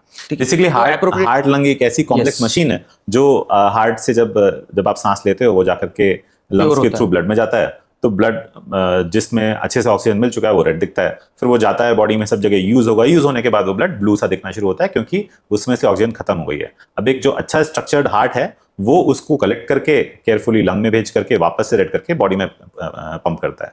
नाउ जितने भी कॉम्प्लेक्स हार्ट में छेद और जितनी भी बीमारी बताई, इनमें कई बार होता क्या है कि ये रेड और ब्लू मिक्स हो जाता है, इसलिए इन जनरल वो ब्लड जो बॉडी में जा रहा है वो भी ब्लू होने लगता है। Right, absolutely. हाँ, अमेजिंग। नाउ दिस ब्रिंग्स की हमने बात की 1 मंथ की, फिर हमने बात की कुछ बच्चे डिलेड भी आते हैं। तो क्या ऐसा हो सकता है कि कोई चीज शायद 1 मंथ वाले इको में नॉर्मल थी या बहुत ज्यादा इंपॉर्टेंट नहीं थी, बट 1-2 साल के बाद वो सिग्निफिकेंट हो जाए? ऐसा भी हो सकता बिल्कुल बिल्कुल। इसी के लिए मैंने स्टार्टिंग में जैसे मैंने बताया था कि अगर हम बच्चों की हार्ट की बीमारियां भी ले, वो भी भिन्न भिन्न तरह की होती है। Congenital heart disease only one spectrum, मतलब जन्मजात हृदय रोग बीमारी सिर्फ एक पार्ट है ये पूरे कॉम्प्लेक्स का। बच्चे का हार्ट ग्रो कर रहा है, बच्चा ग्रो कर रहा है, बच्चा एनवायरमेंट के एक्सपोजर में आता है तो अलग अलग तरह के कीटाणु भी लगते हैं। एक सिंपल एग्जांपल लेते हैं, पूरी दुनिया में कोविड हुआ था, you will be surprised to know उस टाइम पे हमारा पीडियाट्रिक इंटेंसिव केयर यूनिट में विजिट्स बहुत बढ़ गई थी। Okay. And to be very frank, we have seen lot of kids जिनमें कोविड हुआ या कोविड जैसा वायरस हुआ, उनके हार्ट भी इफेक्ट हुए। So as the baby is growing, the baby is getting exposed to lot of infections, lot of pollutants, lot of substance. बच्चे जो खा भी रहे हैं, हमें नहीं पता कितनी प्योरिटी है उसमें, जो पैकेज थिंग्स हम बच्चों को दे रहे हैं, कई बार मजबूरी होती है देना पड़ता है। I am not talking about the diet here as of now, it will be part of the talk, लेकिन कुछ भी दे रहे हैं बच्चे हमारे बहुत एक्सपोज हो रहे हैं इन सब चीज़ों को, तो हर एक चीज़ का हमारे हार्ट के ऊपर इफेक्ट आ सकता है। तो यस, डेफिनेटली, जैसे फर्स्ट मंथ पे एक स्क्रीनिंग टूल की तरह इकोकार्डियोग्राफी करानी चाहिए, जो मेरी recommendation as a paediatric cardiologist, I would suggest this. जो सेकेंड स्टेज स्क्रीनिंग की आती है बच्चे की, वो आती है before baby goes into play school, toddler age group में। 2 से 3 साल के बीच में एक बच्चे का इको दोबारा से होना चाहिए, ताकि बच्चे ने बीच में, कई बार बच्चे छोटे इन्फेक्शन या बड़े इन्फेक्शन से पीड़ित होते रहते हैं इस एज ग्रुप में भी। निमोनिया हो गया, कोई लंबा निमोनिया रह गया बच्चे का, या छोटा माइल्ड इन्फेक्शन हुआ बच्चे का वेट नहीं उतना अप्रोप्रिएट बना, तो एक बार दोबारा से एक स्क्रीनिंग होनी चाहिए, क्योंकि उस टाइम के बीच में बच्चा काफ़ी सारी चीज़ों को एक्सपोज होता है डेफिनेटली। सो टॉडलर एज ग्रुप मतलब 2 से 3 साल, जैसे बच्चा प्री स्कूल में एंटर हो रहा है, उससे पहले इकोकार्डियोग्राफी होना चाहिए, क्योंकि उसके बाद बच्चा एक सोशल, पूरे एक झुंड को, आप कह सकते हैं बच्चों को झुंड को एक्सपोज होगा। तो अलग अलग तरह के बच्चों में अलग अलग तरह की बीमारियां हो रही होती है वहां पे, जिससे डायरेक्ट एक्सपोजर है बच्चे का। तो एटलीस्ट हमें ये पता हो कि मेरे बच्चे का भी हार्ट बिल्कुल ठीक चल रहा था, बाद में अगर कोई चीज पकड़ी जाए, क्योंकि इन्फेक्शंस भी हार्ट को इफेक्ट करते हैं। तो जब हम इन्फेक्शन की बात कर रहे हैं, आई थिंक मेरे एक रिलेटिव ही है, उसको लोगों ने बोल रखा था तुम्हारा हार्ट फेल हो रहा है और पता नहीं क्या क्या मेडिकेशन शुरू हुई थी। It was but I think it was young, quite young, not immediate paediatric, but I think 22-23 साल की एज में, और बाद में पता चला कि actually he had a viral myocarditis. इसी की बात कर रहे हैं, इसी की बात कर रहे हैं। नॉट जस्ट वायरल, बैक्टीरियल भी, बैक्टीरियल कई बार ट्यूबरकुलोसिस, ओके बैक्टीरियल इन्फेक्शन वो क्या करता है कि आपके हार्ट के मसल्स को तो वीक करते ही करता है, उसके साथ साथ जो बाहर की परत है हार्ट की, जिसे पेरिकार्डियम कहते हैं, उसको इन्फ्लेम करके स्टिफ कर देगा, which is stop the function, constrictive pericarditis medical terminology में, मतलब उसकी जो बीमारी है। तो bacterial infections are also prone for this. तो एक कार्डियक इवैल्यूएशन हमेशा रहनी चाहिए ना। जैसे आपने बात की, जैसे हम भी बात कर रहे हैं, तो अगर इस तरह बाई चांस, भगवान न करे किसी के बच्चे को इस तरह की कोई बीमारी हो, लेकिन मैं अपने क्लिनिकल प्रैक्टिस में डेली देखता हूँ, monthly I see at least 15 to 20 pediatric patients who are suffering from dilated cardiomyopathy post viral infection। कोई इन्फेक्शन हुआ, उसके बाद बच्चे का हार्ट वीक हो गया। ऑन वेरिड एज ग्रुप, 1 साल का बच्चा भी देख रहा हूँ, 10 साल की बच्ची भी देख रहा हूँ, जो बिल्कुल ठीक चल रही थी, और अभी आके कुछ समय पहले उसे वायरल इन्फेक्शन हुआ जो थोड़ा लंबा खींच गया, और उसके बाद उसकी सांस फूलने लगी, और सांस फूलते फूलते वो मेरे पास पहुंची है। तो जैसे अभी तक हम बच्चों की हार्ट की बीमारी के बारे में बात कर रहे हैं, तो 2 टॉपिक्स हमने कवर किए हैं, that is hole in the heart, दिल की छेद की बीमारी या जन्मजात हृदय रोग बीमारी। दूसरा मैंने जैसे आपको बताया, जो मेरा सेकंड स्क्रीनिंग टूल है, that is between 2 to 3 years of age, वो इन्फेक्शन रिलेटेड है, क्योंकि इन्फेक्शन से भी बच्चों का हार्ट खराब हो सकता है। ठीक है, इसी में मैं ऐड करना चाहूंगा, कई तरह की जेनेटिक प्रॉब्लम्स भी होती हैं जो राइट एट बर्थ शायद ना शो करें, वो एक पर्टिकुलर एज पे जाके ही शो करती है। जैसे आप बड़े होते जाते हैं तो धीरे धीरे वो पर्टिकुलर चीज कमजोर पड़ती है। इसमें मैं एग्जांपल देता हूँ, जैसे कार्डियोमायोपैथी, बच्चे के जो हार्ट पंपिंग कैपेसिटी होती है हार्ट की, वो नॉर्मली जो पीडियाट्रिक एज ग्रुप या नॉर्मल रेंज जो हम लेते हैं, दैट इज 55 to 75, 55 से लेके 75 तक की एक रेंज लेते हैं। This is a normal heart contraction, right. अगर हमारा हार्ट इतना कंट्रैक्ट नहीं कर पा रहा, मतलब हमारा हार्ट वीक है, मतलब 55 से नीचे की कंट्रैक्शन, मतलब हार्ट का काम ही यही है कि उसको पंप करके ब्लड फेंकना है। बिल्कुल, इट्स अ इंजन, राइट। तो अगर ये मसल्स जो हैं, ये भी हमारे एक तरह के सेल्स हैं, तो there are certain genetic defects या genetic programming of this particular muscle, जो टाइम के साथ, शायद बर्थ पे ना हो, जैसे जैसे एज आगे एडवांस करती है, ये मसल्स वीक होते जाते हैं। तो this can also be detected at that age of 2 to 3 years। This is the second screening tool as per me for the paediatric population. Along with this, एक ECG भी अगर हो जाए इसी एज ग्रुप में, तो हमें एरिथमियास का भी पता चल जाता है। मतलब हार्ट जो हमारा धड़कता है, एक बहुत ही सिंक्रोनाइज्ड वे में धड़क रहा है, पहले ऊपर वाले चैम्बर धड़केंगे, फिर नीचे वाले। और ये क्यों सिंक्रोनाइज होता है? क्योंकि उसके अंदर एक इलेक्ट्रिकल करंट चल रहा है। तो हार्ट के बेसिकली 2 फंक्शन है, एक इलेक्ट्रिकल करंट और एक उसका मैकेनिक्स। तो जो इलेक्ट्रिकल करंट है वो भी एबनॉर्मल हो सकता है राइट एट बर्थ, और it can happen after some times as the child is growing. वो इलेक्ट्रिकल कंडक्शन सिस्टम भी ग्रो कर रहा है, हार्ट भी ग्रो कर रहा है, मसल्स भी ग्रो कर रहे हैं। तो ये सारे एज के साथ अगर वो पर्टिकुलर जीन कमजोर है, तो हो सकता है ये भी अप्रोप्रिएटली बिल्डअप ना हो पाए। सो ये हो सकता है कि जो इलेक्ट्रिक कंडक्शन सिस्टम है वो बचपन में ठीक है, लेकिन एक एज के बाद वो आ सकता है, एबनॉर्मल हो सकता है, इन्फेक्शन से या जेनेटिकली या मेटाबॉलिकली। तो कोई भी चीज उसको भी इफेक्ट कर सकती है। तो second screening tool definitely as per my recommendation is 2 to 3 years of age. Okay, और इसके बाद फिर गोइंग, सो एक बहुत थर्ड की बात कर रहे थे कि 2 to 3 years के एज के बाद भी, अब 8 साल 10 साल 15 साल की एज में भी कुछ ऐसी चीजें हैं जिसको फिर से कोई हमें स्क्रीनिंग करने की जरूरत है, या फिर दैट्स इट, इसके बाद फिर भी कंसीडर एज एडल्ट, और उसके बाद जो स्टैंडर्ड क्राइटेरिया होते हैं। राइट। तो पीडियाट्रिक कार्डियोलॉजी या पीडियाट्रिक एज सच कॉम्प्लेक्सिटी इसलिए है क्योंकि आप एक ग्रोइंग बीइंग को हैंडल कर रहे हो, और ये ग्रोइंग बीइंग 18 साल तक चलता है। ठीक है, तो अगर हम हार्ट से रिलेटेड बात करें, तो हार्ट भी बच्चे के साथ ग्रो कर रहा है, और हार्ट भी बच्चे की तरह बहुत सारी चीज़ों को एक्सपोज हो रहा है, राइट। सो बेसिकली जैसे हम सुनते हैं कि आजकल बहुत कॉमनली सुन रहे हैं कि बहुत यंग एज में सडन कार्डियक अरेस्ट हो रहे हैं, सडन डेथ हो रही है, या इवन बच्चों में भी। There was a news few months back कि बैंगलोर में एक बच्ची थी जो स्कूल क्लास के बाहर एक डेस्क पे बैठी, सडनली शी जस्ट कोलैप्स्ड, उसे कार्डियक अरेस्ट हो गया। ठीक है, तो यूजुअली अगर हम इन चीज़ों की बात करें, तो ये जो यंग एज में हार्ट अटैक्स आ रहे हैं, डेफिनेटली इसकी कुछ अमाउंट ऑफ फाउंडेशन तो चाइल्डहुड से स्टार्ट हो जाती है। सो यू वांट टू से कि जो 40-45 साल, मतलब भाई हार्ट अटैक उस एज में होना is for very young age, so वो फाउंडेशन भी इतनी यंग एज से शुरू हो सकती है। Yes, you are right. Now I will quote here, scientifically बात करते हैं तो ये कोई नई चीज़ नहीं है, ये this has been in medical fraternity for years now. To be very frank, 2007 में एक न्यू इंग्लैंड जर्नल में आर्टिकल आया था of body mass index in childhood. उन्होंने एक एज पॉपुलेशन ली थी, that is 6 years to 13 years का body mass index, grown up लोगों का, उनका रिकॉर्ड 6 साल से लेकर 13 साल में उनका BMI कैसा चल रहा था, और प्रेजेंटली उनकी कार्डियोवैस्कुलर हेल्थ कैसी है at 25 to 30 years of age, उन्होंने को रिलेट किया था। And that was surprisingly very positive effect on the cardiovascular health, what the BMI they were carrying during the childhood. So yes, and so basically अगर childhood obesity है, yes, तो that can, body mass index has got a linear correlation with cardiovascular disease in the adult age, right from the pediatric age group. तो इसका मतलब जो बच्चा छोटा Yes. Chubby सा बच्चा जिसको सबको ही कुछ खिलाने की कोशिश करता देखो रहता है। वही मैं बात बता रहा हूँ कि हमारे जो कल्चर है, इंडियन कल्चर इज बहुत डिफरेंट है वेस्टर्न कल्चर से। हमारा इंडियन मेडिकल सिस्टम बहुत डिफरेंट है वेस्टर्न मेडिकल सिस्टम से। हमारी गवर्नमेंट पॉलिसीज बहुत डिफरेंट है उनकी गवर्नमेंट पॉलिसीज से। तो बहुत सारी चीज़ें ऐसी हैं जो हमें अपने हाथ में रखनी पड़ेंगी अपने बच्चे के अच्छे फ्यूचर के लिए। उसमें से एक चीज़ है उनकी ईटिंग हैबिट। देखो जो भी चीज़ हम इंट्रोड्यूस कर रहे हैं वो हम ही बच्चे को दे रहे हैं। बच्चा कोक से नहीं सीख के आता कि बाहर जाके चॉकलेट खानी है। अगर हम चॉकलेट दे रहे हैं, कोल्ड ड्रिंक दे रहे हैं, कॉफ़ी दे रहे हैं या कुछ भी ऐसी चीज़ दे रहे हैं which is not good for our child, packaged chips दे रहे हैं, कुरकुरे दे रहे हैं, ये सब चीज़ें जो हैं वो डेफिनेटली बच्चों के कार्डियोवैस्कुलर सिस्टम को इफेक्ट करती हैं, पॉजिटिवली करती हैं। एंड देर इज, और ये साइंटिफिक स्टडीज़ हैं वेस्ट की। अनफॉर्चुनेटली हमारे इंडिया में इतनी रिसर्च नहीं है या हमारा अभी इतना डाटा रोबस्ट नहीं है या हमारी सोसाइटी इतनी रोबस्ट नहीं है कि इतना सारा डाटा इकट्ठा करके कोई स्टडी पब्लिश कर दें जिसमें हम कार्डियोवैस्कुलर डिजीज फैक्टर्स निकालें। हमारे हेल्थ रिकॉर्ड्स ही अच्छी तरह मेंटेन नहीं है अभी भी हमारी कंट्री में। तो definitely there are studies from the west which clearly dictates high BMI और even low body mass index if you are underweight also और if you are overweight also, इन दोनों का एक लीनियर कोरिलेशन है आपकी एडल्ट कार्डियक हेल्थ कैसी रहेगी।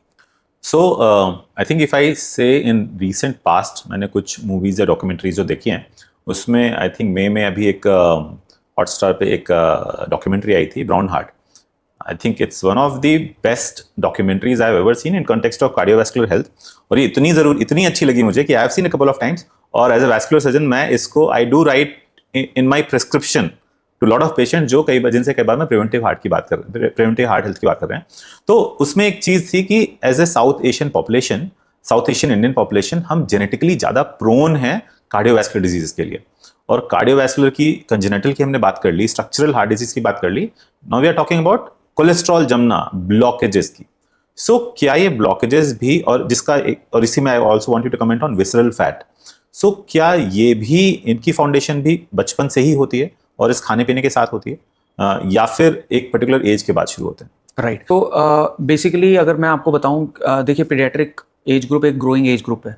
सो बेसिकली बच्चों में डाइजेस्ट करने की क्षमता और इसको मेटाबोलाइज करने की क्षमता बहुत हाई रहती है as compare to mature organ already, right. It's a growing organ. तो बच्चों का बेसिक मेटाबॉलिक रेट जिसे हम कहते हैं वो भी बहुत हाई रहता है बच्चों as compare to adult, because they are running around, they are doing all the physical activity. तो उनका BMR हमेशा हाई रहता है। Basic metabolic rate is the metabolic rate which is required for the vital organs to function normally, right. तो उनकी utility ये सारे substance की बहुत फास्ट रहती है बच्चों में, ठीक है। तो डिपोजिशन मोस्टली बच्चों में तब होता है जब बहुत ही एक्सट्रीम लेवल का, मतलब कि खाना खाया जा रहा है, उसी तरह का फैट डेली कंज्यूम किया जा रहा है, बहुत ज़्यादा जंक फूड डेली कंज्यूम किया जाता है, तभी इस तरह की डिपोजिशंस होंगी। नंबर 2, अगर बच्चों में जेनेटिकली उस पर्टिकुलर कोलेस्ट्रॉल को, ट्राइग्लिसराइड को या शुगर को डाइजेस्ट करने वाले एंजाइम्स कमजोर हैं जन्म से ही, या फिर एंजाइम्स उस लेवल के नहीं बने हो, तब डिपोजिशंस आनी शुरू होती है। मोर और less as a paediatric cardiologist हमारा ये एक, अगर मेरे पास कोई बच्चा आता है चेस्ट की प्रॉब्लम लेके या हार्ट के इवैल्यूएशन के लिए, ये मेरी लिस्ट में रहता है लेकिन लिटिल लोअर डाउन, बिकॉज बच्चों में मेटाबॉलिक्स बहुत अच्छे रहते हैं। They usually digest all this things very well, but of course these are not good for child's health. You never know so what diet does play a Yes. very important foundation, जैसे आपने बोला था कि Yes. बचपन का BMI will decide कि बड़े होने पे कार्डियोवैस्कुलर हेल्थ कैसे होने Definitely it वाली has got a है। It's a very important thing to see कि what you're feeding, और उससे ज्यादा important what habits you are forming. I see कि खुद भी कोक पी रहे हैं और साथ में फिर the कोक, पेप्सी, वो फिर बच्चों को भी थोड़ा सा मजाक में, चल बेटा तू भी थोड़ी सी पी ले। कहीं ना कहीं it puts up a very wrong habit। और सबसे बड़ी चीज, उससे बुरा क्या करते हैं कि हम उनके सामने पी रहे हो तो उनको कह रहे हैं तुम मत P. So Right. by the time when they get into that age कि अब तो ये मेरे पीने की चीज है, so they start when you will be 18 you can drink, ये हम बोलते हैं जब बड़े हो गए तब पीना। तो that is of course ये सारी चीजें घर से ही शुरू होती है। जैसे मैंने आपको बोला, बच्चा कोक से नहीं सीख के आता है, ये देख के ही सीखता है सब कुछ। One good part is I have seen new generation parents, they have been very careful about what their kids eat and packages देख करके, है ना, making sure कि वो fresh खाना खा रहे हैं। A lot of us, we have been trying our best to keep them away from sugar till a particular age। एक चीज जो कभी कभी मिस हो जाती है, that is the exercise.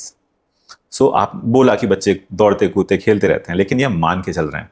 But आजकल के बिजी लाइफस्टाइल में देखिए कि जब बाप भी शायद रात में 10 बजे लौट के आ रहा है, मदर इज ऑल्सो वर्किंग और दे आर ड्रेन्ड, और शायद उस समय जब बच्चा किड डिमांड्स देयर टाइम, तो उसके लिए एक ईजी वे आउट होता है स्क्रीन। सो यू थिंक कि इन जनरल ग्रेजुअली बच्चों में exercise capacity, not capacity but exercise की टेंडेंसी भी कम हो रही है? And if that happens and dependency on screen, how does that can put effect on pediatric cardiovascular health? Definitely this is a very good point जो आपने take up किया है. मैं इसको एक एग्जांपल से स्टार्ट करता हूँ. मेरी ओपीडी में on an average every week I see at least 4 or 5 pediatric cases coming with hypertension. Blood pressure, Hypertension? yes. 11 year, 12 year, 13 year, Wow. 14 years, 16 year. Obese and hypertensive, non-obese and hypertensive. And not just that, I get a lot of teenagers who come with me to my OPD with chest pain. Persistent chest pain हो रहा, heart checkup करवाना है. Wow. Now when I dig into the history, जब मैं इन सब की history लेता हूँ तब ये पता चलता है कि इनकी फिजिकल एक्टिविटी कुछ है ही नहीं. They are all bound with the books, they are all bound with the tablets, they are all bound with the TVs or the video games. Outdoor activity is bare minimum. See, till the age of 5, 6 years, 7 years, up to 8 years also, I would say कि बच्चे फिर भी are playing around. They keep on running around. Even young age में भी बहुत सारे बच्चे हैं. I would say predominantly 40 to 50% of kids are still there, as you told कि working couple है तो उनके पास easy way out सिर्फ उसको एक screen देना है. That is the worst thing you are giving to your child. और इसका डायरेक्ट कार्डियोवैस्कुलर हेल्थ से रिलेशन है, बिकॉज ऑल दिस थिंग जो भी बच्चा देख रहा है that is going to release chemicals in the body.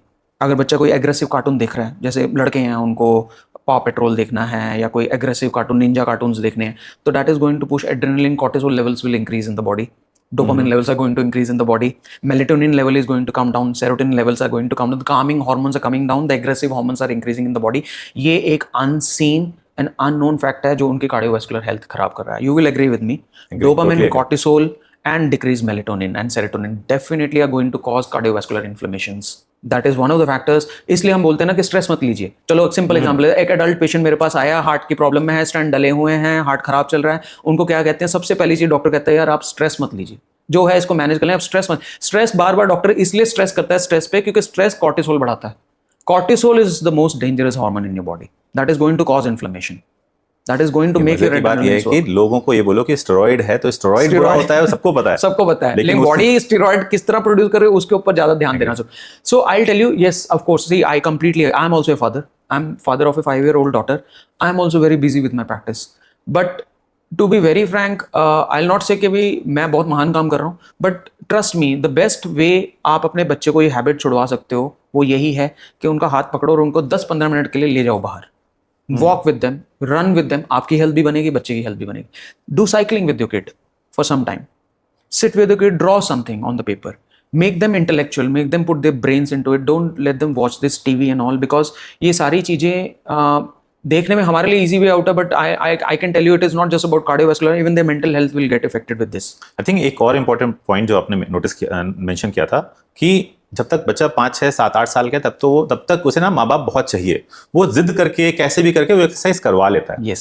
Problem starts coming जब वो बच्चा धीमे धीमे, अब उसमें हार्मोन्स चेंज हो रहे हैं, he starts going a bit away from parents. ना उसके लिए कॉलेज, उसके दोस्त हैं, उनके बीच में बैठ के वो क्या कर रहा है, विच इज नॉट एंटायरली, कई बार वो हमसे मिस हो जाए. हमें लगता है कि he must be growing up जैसे हम बड़े हुए थे, है ना, आप चलना फिरना.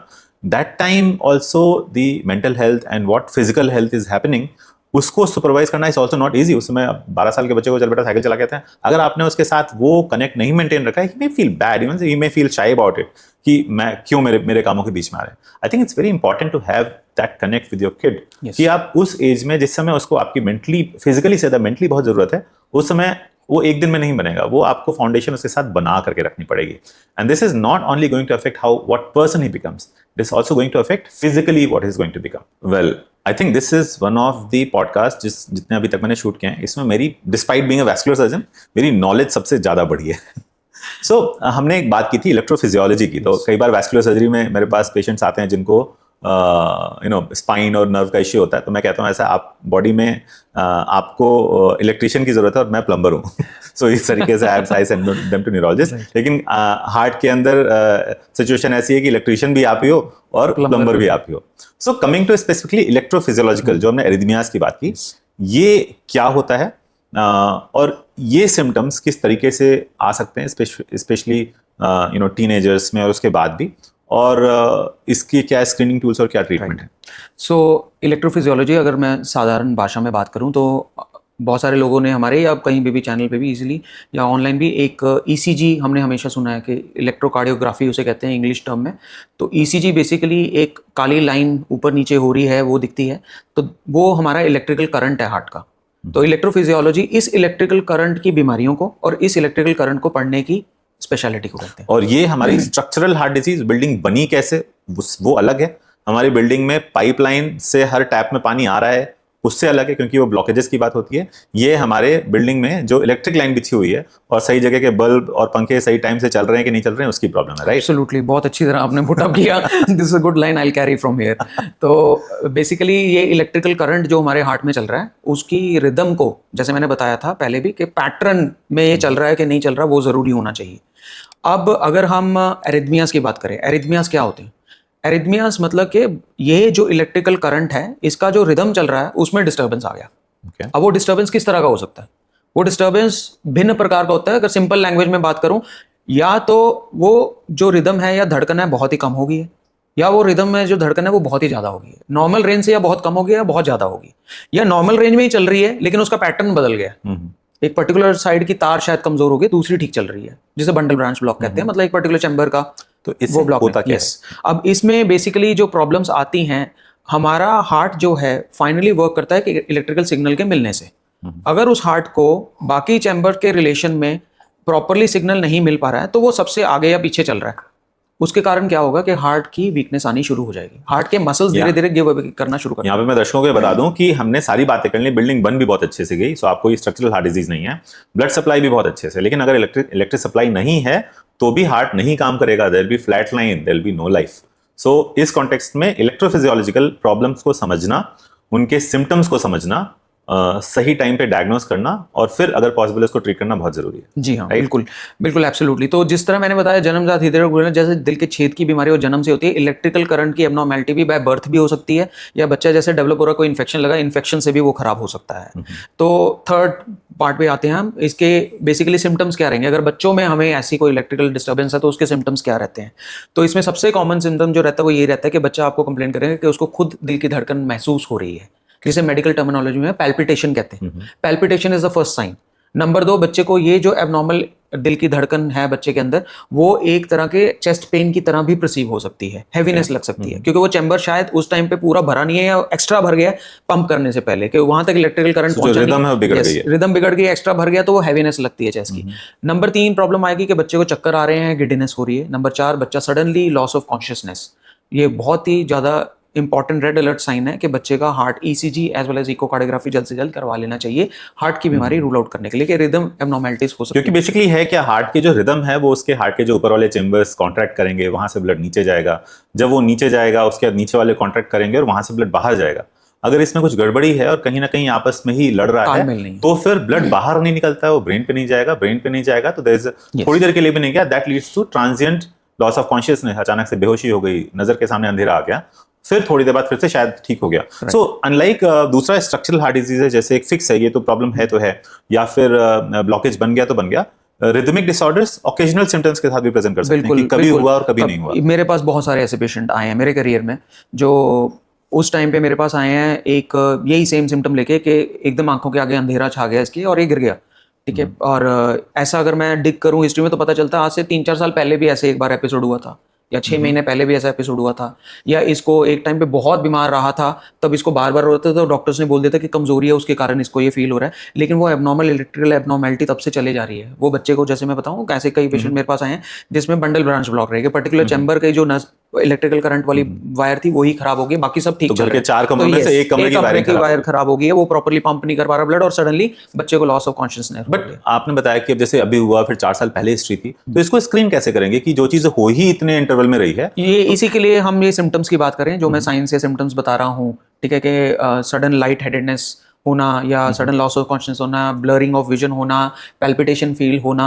दिल की धड़कन महसूस करना, दिल का हैवीनेस लगना। तो अगर बच्चा ऐसे कोई सिम्टम दे रहा है तो एक सिंपल टेस्ट है इकोकार्डियोग्राफी, जैसे मैंने पहले भी बताया, एक बहुत ही सिंपल टेस्ट है, इमीडिएटली पता कर सकते हैं कि ऐसी कोई प्रॉब्लम बच्चे को चल रही है, तो इमीडिएटली अगर ट्रीटमेंट स्टार्ट कर दे, जैसे दवाइयां हैं इन सब चीजों के लिए, अगर कोई रिदम एबनॉर्मलिटी है, यस, इनके अधिकतर मेडिसिन से treatment is available for all. ये भी बहुत समझने की चीज है कि अनलाइक जैसे स्ट्रक्चर्ड हार्ट डिजीज में हमें अभी ट्रीटमेंट पे आएंगे, कई बार इंटरवेंशन करना पड़ता है, उसकी बजाय जो रिदमिक डिसऑर्डर्स होते हैं इसमें कई बार ट्रीटमेंट मेडिसिन से ही होता है, इसके भी लिए कुछ इंटरवेंशन होता है। और I think this brings to the main segment of our discussion कि बीमारियों का इलाज क्या होता है। यहाँ पे दर्शकों के लिए एक जनरलाइज डिस्कशन रखने की बजाय मैं चाहूंगा कि let's go to the segments, जो कुछ कॉमन डिजीजेज हैं उनके बारे में थोड़ा सा नॉन स्पेसिफिक, Yes. और उससे रिलेटेड उसका ट्रीटमेंट क्या हो सकता है, कब करना चाहिए, कब नहीं करना चाहिए. So I will start with my basic knowledge, और इसके बेसिस पे अगर आपको कुछ और ऐड करना है तो बताएं. I think which is the most common congenital cardiac disease, जो डिफेक्ट जो पाया जाता है? जो सबसे कॉमन कार्डियक डिफेक्ट है वो दिल की छेद की बीमारी ही है, और उसमें से भी जो सबसे कॉमन है वो है ventricular septal defect, VSDs are the most common. So जो नीचे वाले दो चैम्बर होते हैं हार्ट के, उसके बीच में जो दीवार है वहां में अगर कोई होल है उसको VSD कहते हैं. नीचे वाले चैम्बर्स को वेंट्रिकल्स कहते हैं, वेंट्रिकल्स के बीच में जो दीवार है उसे सेप्टम कहते हैं. तो वेंट्रिकुलर सेप्टल डिफेक्ट, वो सेप्टम में अगर कोई छेद है तो वो सबसे कॉमन हार्ट की बीमारी है. VSD कितने तरीके का होता है?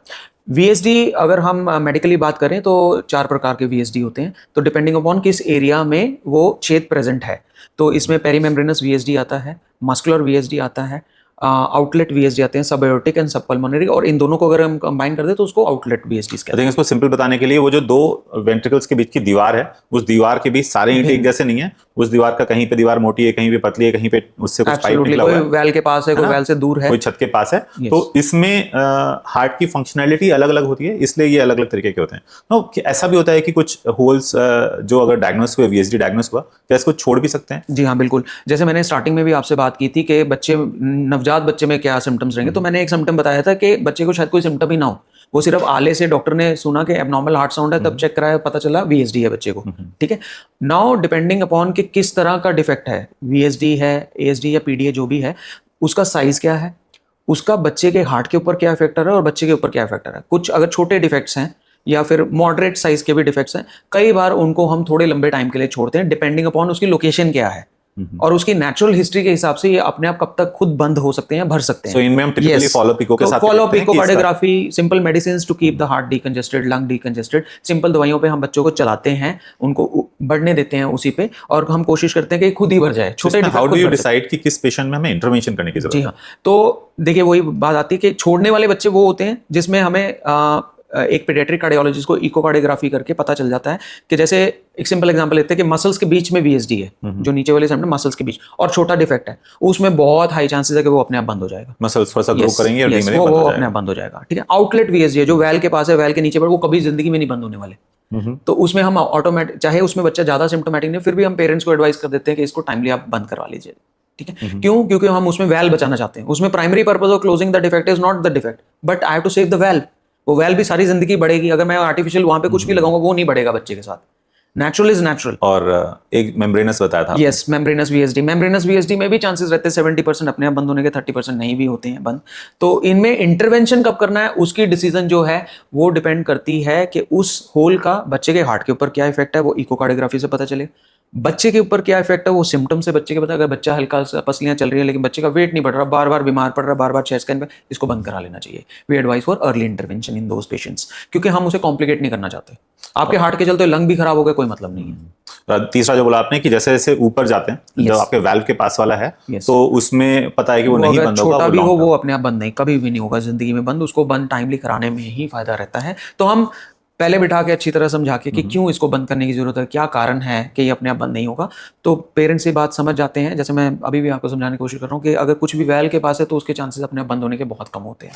सो अब जब डिसाइड किया कि इसमें बंद करना है, तो बंद करने के तरीके क्या हैं, what are the things available, और उनमें चॉइस कैसे करते हैं? जी हाँ.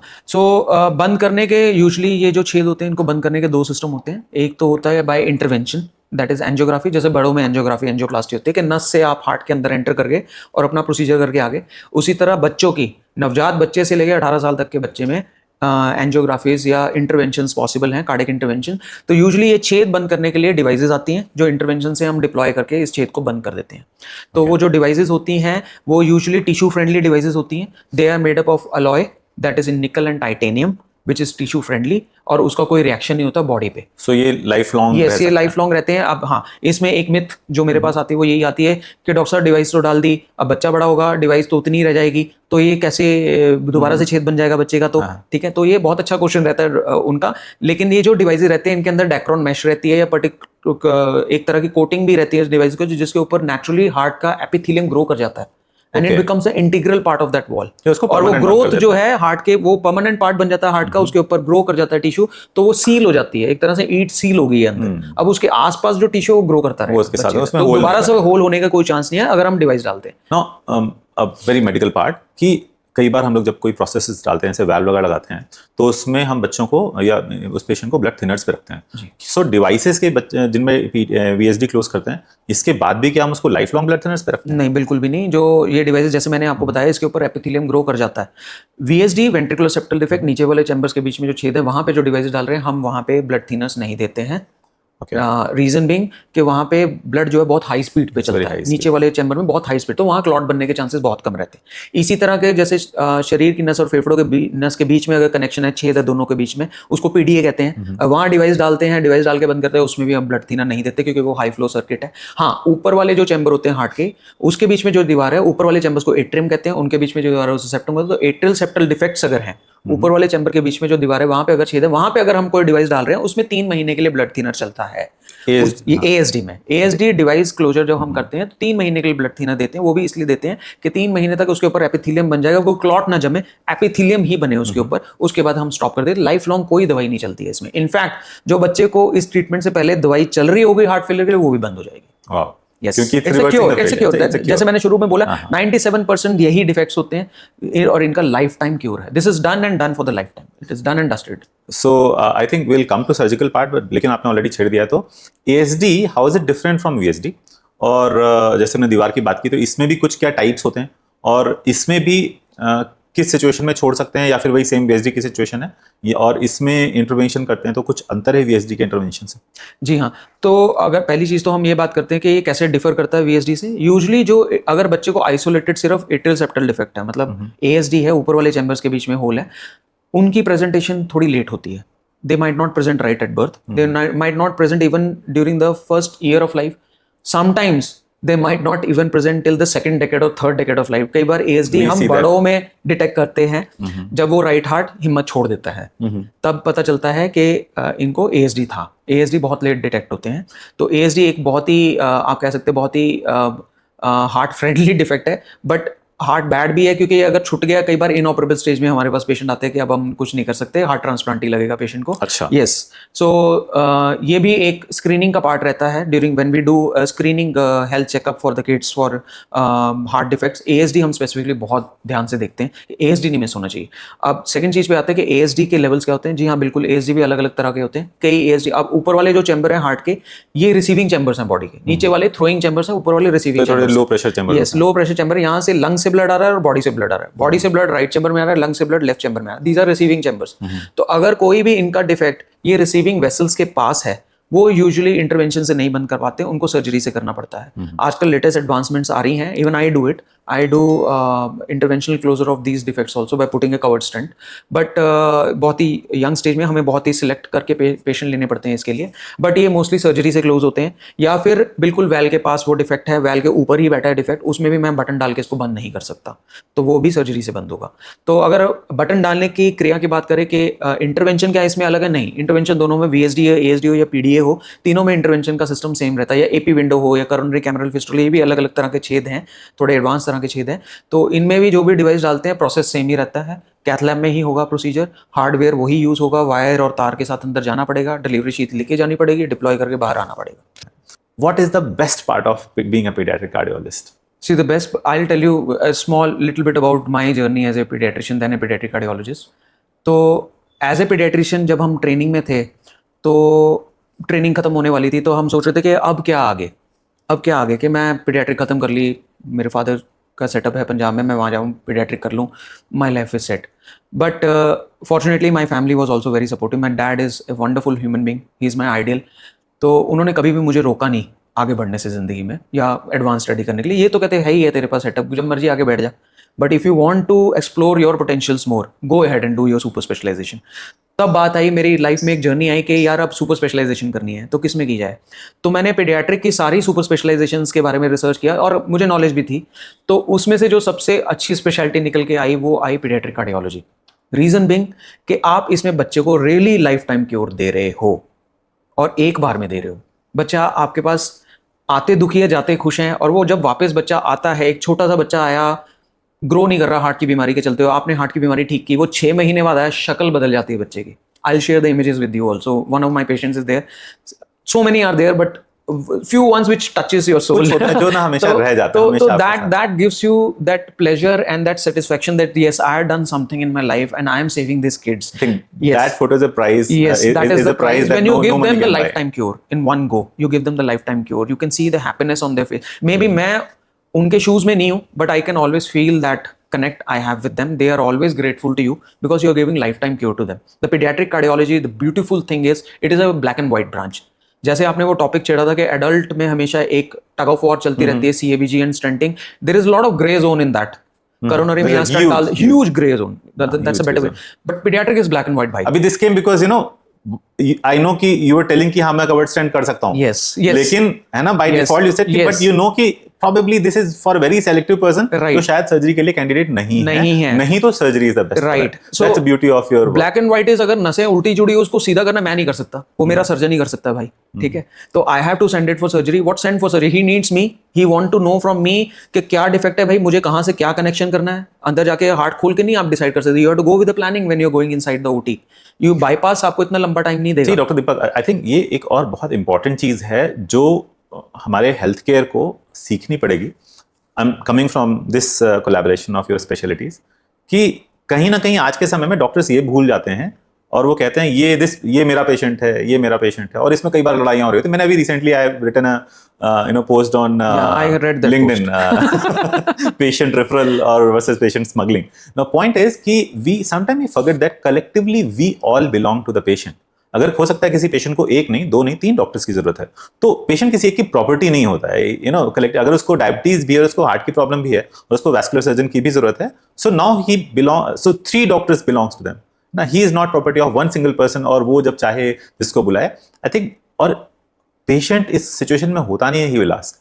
It's our responsibility to rightly find out who all is needed, know our strengths and weaknesses, क्या हम कर सकते हैं क्या नहीं कर सकते हैं. Well, since we are discussing specifically about the holes, that is VSD and ASD, हमने discussion किया. So हमने ASD VSD cover किया. I think दूसरे बहुत common problems होती हैं, which is I think valve problem.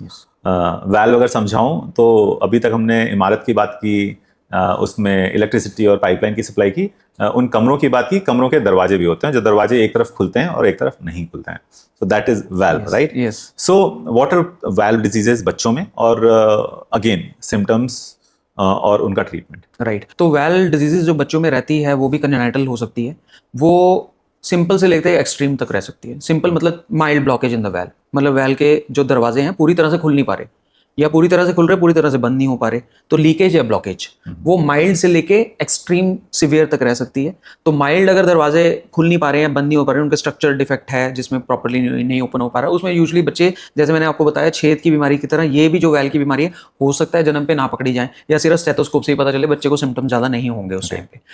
उसी तरह इसका जो एक्सट्रीम फॉर्म है, बिल्कुल एब्सोल्यूट ब्लॉकेज, मतलब बिल्कुल ही टाइट दरवाजा बंद है, नहीं खुल रहा बिल्कुल, वो बच्चे right at birth he symptomatic हो जाएंगे, या बहुत जल्दी अपनी लाइफ में सिम्टम शो करना शुरू कर देंगे. उसमें भी सिम्टम सेम ही रहते हैं, breathlessness, breathing difficulty, weight gain नहीं होना, बार बार चेस्ट इन्फेक्शन होना, सक्र साइकिल छोटे बच्चे में, दूध पी के थक रहा है बार बार बच्चा, तो ये सिम्टम्स उनमें रहते हैं. तो ये टाइमली इंटरवीन करके हम क्योर कर सकते हैं. इसमें भी इंटरवेंशन पॉसिबल है. जैसे छेद में हम बटन डालते हैं, ये भी प्लम्बिंग का काम है. वेल बंद है तो इसमें ले जाके बैलून फुला देंगे, गुब्बारा फुलाते हैं तो ये खुल जाती है. प्रोसेस सिंपल रहता है, बोलने में बहुत सिंपल है, लेकिन थोड़े इंट्रिकेसीज इन्वॉल्व रहते हैं इसमें, that we know how to handle. तो लात के रास्ते से एक नस जाती है, उसी से हम हार्ट में एंटर करते हैं और वो बैलून को फुला के उसको खोल के वापस आ जाते हैं. इसमें ना कोई इसमें बस बच्चे को सडेट करते हैं, कोई बहुत लंबा वेंटिलेटर की जरूरत नहीं होती, आईसीयू स्टे की जरूरत नहीं होती, प्रोसीजर किया और बच्चा आराम से घर जा सकता है. चलता हुआ बच्चा आता है, चलते हुए चले जाते हैं. कई बार बच्चे क्रिटिकल आते हैं, कई बार हाँफते फाँपते जाते हैं, नॉर्मल है. तो this is the wonder of that. But लेकिन इसमें जैसे हमने अगर बलून से किया है तो क्या ये वापस से ब्लॉकेजेस वापस भी आ सकते हैं? बिल्कुल चांस रहते हैं. तो ये क्वेश्चन हमेशा पेरेंट्स का भी होता है, और इसका एक ही जवाब है कि देखिए, जब आप एक पर्टिकुलर ब्लॉक्ड दरवाजे को खोल रहे हैं तो आप उसका ब्लॉकेज फाड़ रहे हैं, वो फट रहा है, राइट. फट रहा है तो एक रॉ टिश्यू तो रहेगा, राइट. वो रॉ टिश्यू वापस एक दूसरे से चिपके ना चिपके, इसकी कोई गारंटी नहीं होती है. तो अगर लिटरेचर की बात करें तो once you are done the ballooning of these valves, the chances of restenosis always remain 5%. 95% might not restenose, सारी जिंदगी बढ़िया निकल जाए. 5% में री इंटरवेंशन की जरूरत है, फॉलोअप की जरूरत पड़ती है. तो इसमें फॉलोअप की इस तरह जरूरत पड़ी, ये नहीं बहुत फ्रीक्वेंट चाहिए होता है। तो 1-3 महीने में एवरेज हमें अंदाजा हो जाता है कि ये किस डायरेक्शन में जा रहा है। अगर हमें लगता है कि स्टेनोसिस वाला कंपोनेंट आ रहा है, वो 3 महीने के अंदर अंदर मोरलेस हमें पता चल जाता है कि हीलिंग हो जाती है तब तक उस टिश्यू की। तो अगर तो उस टाइम पे हमें जो इंटरवेंशन के टाइम पे रिजल्ट मिलता है वही रिजल्ट मिल रहा है तो कोई टेंशन वाली बात नहीं है। हम 2 ईयरली उसके फॉलोअप करते रहते हैं till the child becomes adult. I think यहाँ पे एक और चीज समझने की बात है कि अगर किसी के घर में बड़ों को कभी वाल्व की प्रॉब्लम या इस तरह की कोई सर्जरी या इंटरवेंशन होते हैं तो बड़ों के टिश्यूज अलग तरीके से बिहेव करते हैं। बच्चों में ना हीलिंग पावर बहुत अच्छी होती है। एक बार जैसे डॉक्टर दीपक ने बताया कि 2 या 3 महीने के बाद हीलिंग हो गई, उसके बाद body develops itself around it. Yes, absolutely. The body will develop around it. That's amazing. So now थोड़ी सी और डिटेल, वाल्व के 2 फंक्शन, खुलता है और बंद होता है। हमने जो भी बात की वो बात की हमने उसके ब्लॉकेज की, खोलने की।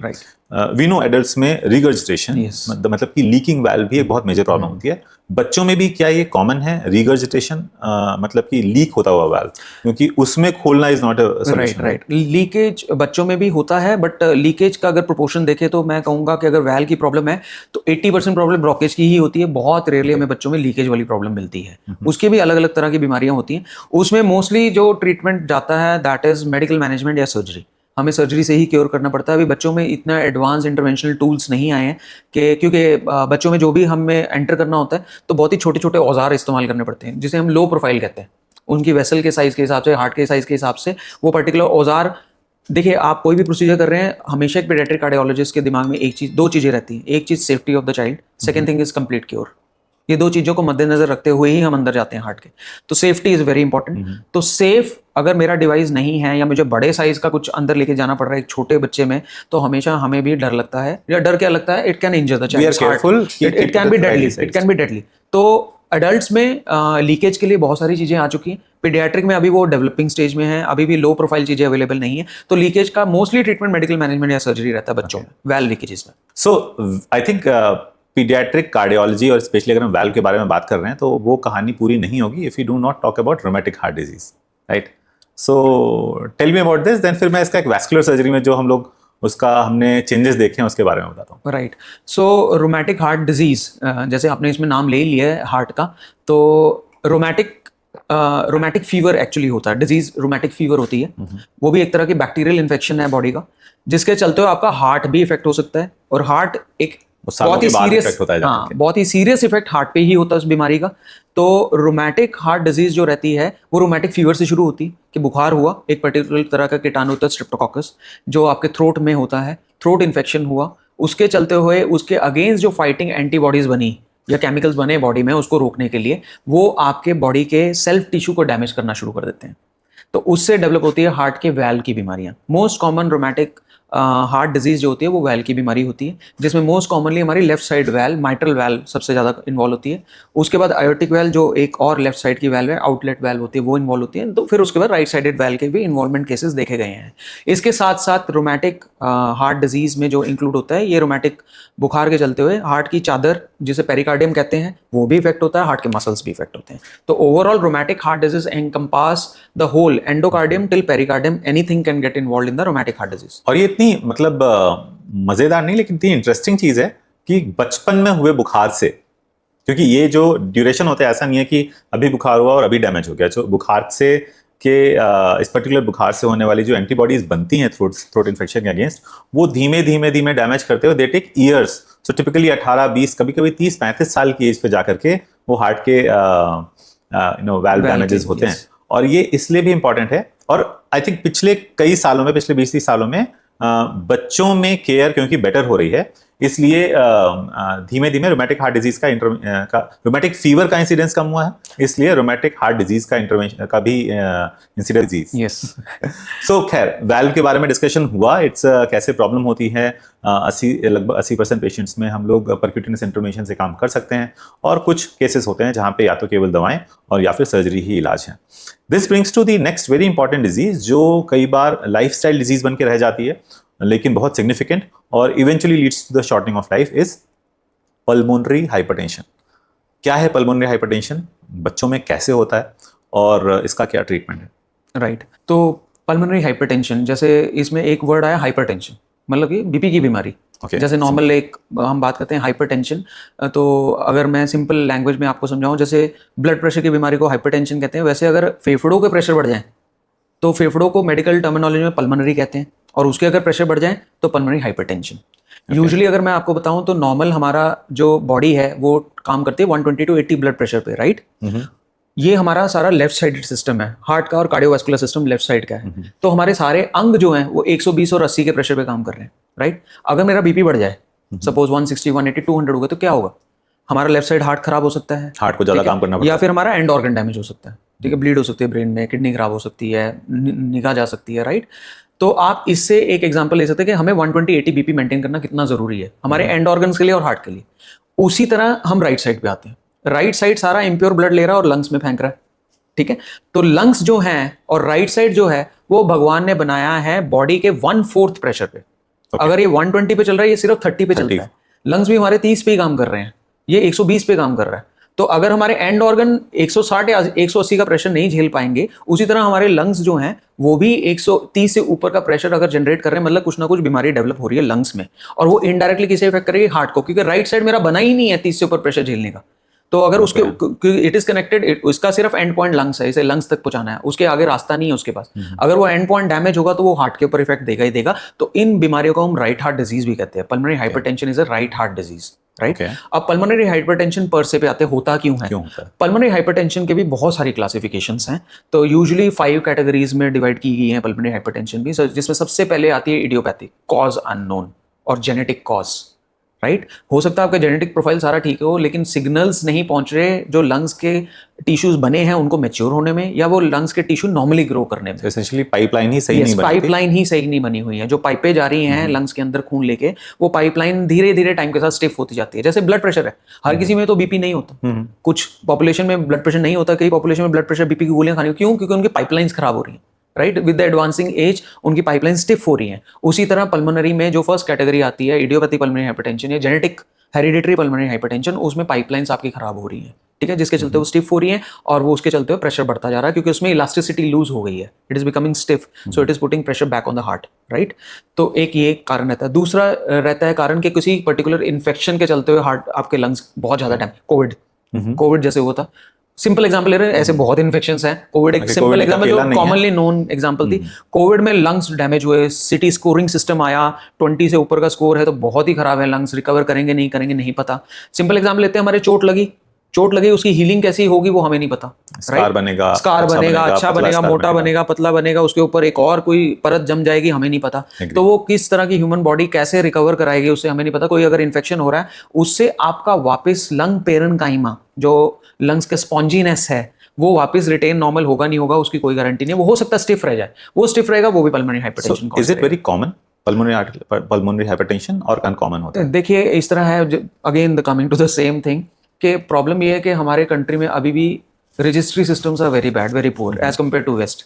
हम सारा डाटा वैसे उठा के, अगर हम वेस्ट से कंपेयर करें तो, और क्योंकि हमने एग्जांपल लिया नॉर्मल बीपी का, व्हिच इज सो कॉमन, तो अगर मतलब मैं ये भी नहीं चाहता कि जिसको कल को वो मेरे पास कोई ओपीडी में अपने लंग्स का बीपी चेक कराने आ जाए ये पॉडकास्ट सुनकर। नहीं, बिल्कुल exactly. So this is a good point. So I want to put it straightforward कि लंग का बीपी विदाउट इमेजिंग नहीं चेक हो सकता। इमेजिंग चाहिए सिंपल से imaging again is echocardiography. Echocardiography से डिसाइड कर लेंगे, सीटी स्कैन की जरूरत है, हमारा इको से आप प्रेशर चेक कर सकते हैं। Yes by echocardiography you can easily check the pressure of the lungs. You get a jet, वो जेट को हम मेजर करते हैं, उसका कितना प्रेशर है, वो इनडायरेक्टली लंग्स का प्रेशर हमें बताता है कि कहीं कोई ब्लॉकेज नहीं है, स्ट्रक्चरली नॉर्मल है, तो वो लंग से ही प्रेशर आ रहा है, वो जो हम जेट चेक कर रहे हैं। तो इकोकार्डियोग्राफी से easily you can make out the lung pressures. But मुझे कुछ पता है, जैसे जिन बच्चों में पल्मोनरी आर्टेरियल हाइपरटेंशन है, उसका ट्रीटमेंट क्या बहुत अच्छा है, या उसमें लाइफ लॉन्जेविटी भी कम हो जाती है? ये ट्रीटमेंट पार्ट भी जो है वो उसी पे आता है क्लासिफिकेशन में। जैसे हम 2 कैटेगरीज तो डिस्कस कर चुके हैं, जेनेटिक एंड इन्फेक्शन। उसके अलावा ऑटो इम्यून, मतलब बॉडी में कोई इम्यून डिसऑर्डर है, अपने आप ही एंटीबॉडीज बॉडी बना रही है अपने ही सेल्स को डैमेज करने में, ऑटो इम्यून पल्मोनरी हाइपरटेंशन भी होता है, जिसमें एसोसिएटेड कोई और बीमारी, जॉइंट्स की, स्किन की, या कोई और ऑर्गन की बीमारी भी एसोसिएटेड रहेगी इसमें। लाइक सिंपल एग्जांपल, सिंपल थोड़ा सा मेडिकल टर्मिनोलॉजी, एसएलई जैसे होती है, सिस्टमिक लूपस एरिथ्रोमेटोसिस, वो ऑटो इम्यून डिसऑर्डर है जिसमें हार्ट और लंग दोनों खराब हो सकते हैं। बॉडी का कोई भी अंग खराब हो तो ऑटो इम्यून डिसऑर्डर्स हो गए, ठीक है। देन लास्ट आपके आता है कोई अगर मेडिकेशन चल रही है बच्चे को, लाइक एंटी कैंसर ड्रग्स, या कोई स्टीरॉयड ले रहा किसी और बीमारी के लिए, वो भी लंग्स आपके खराब कर रहे हैं, तो drug induce pulmonary hypertension. Last आते हैं blood borne disease related hypertension, जैसे सिकल सेल एनीमिया है या एनाइसोपिक्लोसाइटोसिस है, जिसमें हमारे जो रेड ब्लड सेल्स हैं, जो पूरे खून हमारी बॉडी में सर्कुलेट हो, लंग्स में भी सर्कुलेट हो रहा है, उनकी शेप खराब हो गई, वो जाके जमने शुरू हो गए और वहां पे उन्होंने क्लॉट करके परमानेंट ब्लॉकेज कर दी, वैस्कुलर प्रॉब्लम्स, और उसके चलते पल्मोनरी हाइपरटेंशन होगी।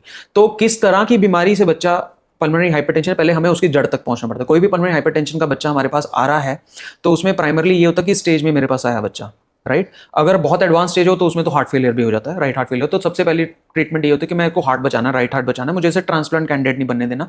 तो हम किसी तरह के आर्टिफिशियल कनेक्ट्स क्रिएट करते हैं। ये ऐसी बीमारी जिसमें छेद बनाने पड़ते हैं, छेद बंद करने की जगह, ठीक है। तो हम बॉडी की ब्लड बाहर निकल सके, जिससे कि एक विसल का काम करे, प्रेशर कुकर का प्रेशर बढ़ा तो हार्ट ना फेल हो, तो कुकर की तरह वो विसल फटे और वो डाइवर्ट हो जाए ब्लड और वो उसको बचा ले, हार्ट फेलियर होने से बचाए। प्राइमरली इसमें heart failure will be the end result of this pulmonary hypertension, right heart failure में जाएगा। तो उसको बचाने के लिए पहले प्रिवेंटिव मेजर्स करते हैं, we create holes in the heart to decompress this chambers. Second, फिर हम वर्कअप करते हैं कि ये हुआ क्यों, कारण क्या है। मोस्टली अगर जेनेटिक या इडियोपैथिक है, उसका इलाज एक ही है, दैट इज लंग ट्रांसप्लांट। उसको रिवर्स करने के लिए lung transplant, yes, lung transplant. कई बार हार्ट एंड लंग ट्रांसप्लांट, अगर हार्ट बहुत एडवांस स्टेज तक फेल हो गए तो हार्ट और लंग दोनों बदलने पड़ेंगे, वरना lung transplant is one thing what we have to do. Usually जो जेनेटिक्स है वो तो देखो भगवान ने डिजाइन किया कि इस पर्टिकुलर एज पे जाके ये खराब होना शुरू होगा, स्टिफनेस होनी शुरू होगी। तो इसकी पर्टिकुलरली कोई ऐसी कुछ दवाइयां हैं जो मॉडिफाई करने में कुछ रोल प्ले करती हैं, बट स्टिल रिसर्च से lot of research is required over that. Particular studies ने अच्छा रिजल्ट दिया, पर्टिकुलर स्टडीज ने गंदा रिजल्ट दिया, all combined together. It is used as over the counter या as a bail out medications, but 100% वो effect देंगी, वो again person to person vary के, कईयों में इफेक्ट आता है, कईयों में इफेक्ट नहीं आता, ठीक है। अगर नहीं आता तो the treatment is the lung transplant. तो अगर ऑटो इम्यून है या मेटाबॉलिक है या फिर ब्लड रिलेटेड है, तो डेफिनेटली अंडरलाइंग कॉज जो है ऑटो इम्यून, मेटाबॉलिक या लंग ब्लड, उसी के ऊपर हम काम करते हैं। तो मल्टी स्पेशलिटी इन्वॉल्व होती है इसमें, हेमाटोलॉजिस्ट, रोमेटोलॉजिस्ट, एंडोक्रिनोलॉजिस्ट, ठीक है, ये सारे, या vascular surgeon like you get involve into this, health set out के भी इस चीज को किसी तरह अंदर से उखाड़ा जाए ताकि इसके प्रेशर नॉर्मलाइज करें, ताकि हार्ट भी हम बचा लें, क्योंकि and stage will be the heart failure, right. तो ये सारी चीजों के क्रक्स तक पहुंचना होता है। Pulmonary hypertension clinics are there, more popular in west again. अभी इंडिया में बेसिक क्लिनिक्स तक पहुंचना, पीडियाट्रिक कार्डियक क्लिनिक तक पहुंचना ही बहुत मुश्किल है। तो पल्मोनरी हाइपरटेंशन क्लिनिक एक बहुत एडवांस क्लिनिक आ जाता है, but yes of course with the coming time this will also come up. Well, that was really really helpful. और I must say as a vascular surgeon मुझे बहुत ज़्यादा नए इनसाइट्स मिले to know about this beautiful speciality paediatric cardiology.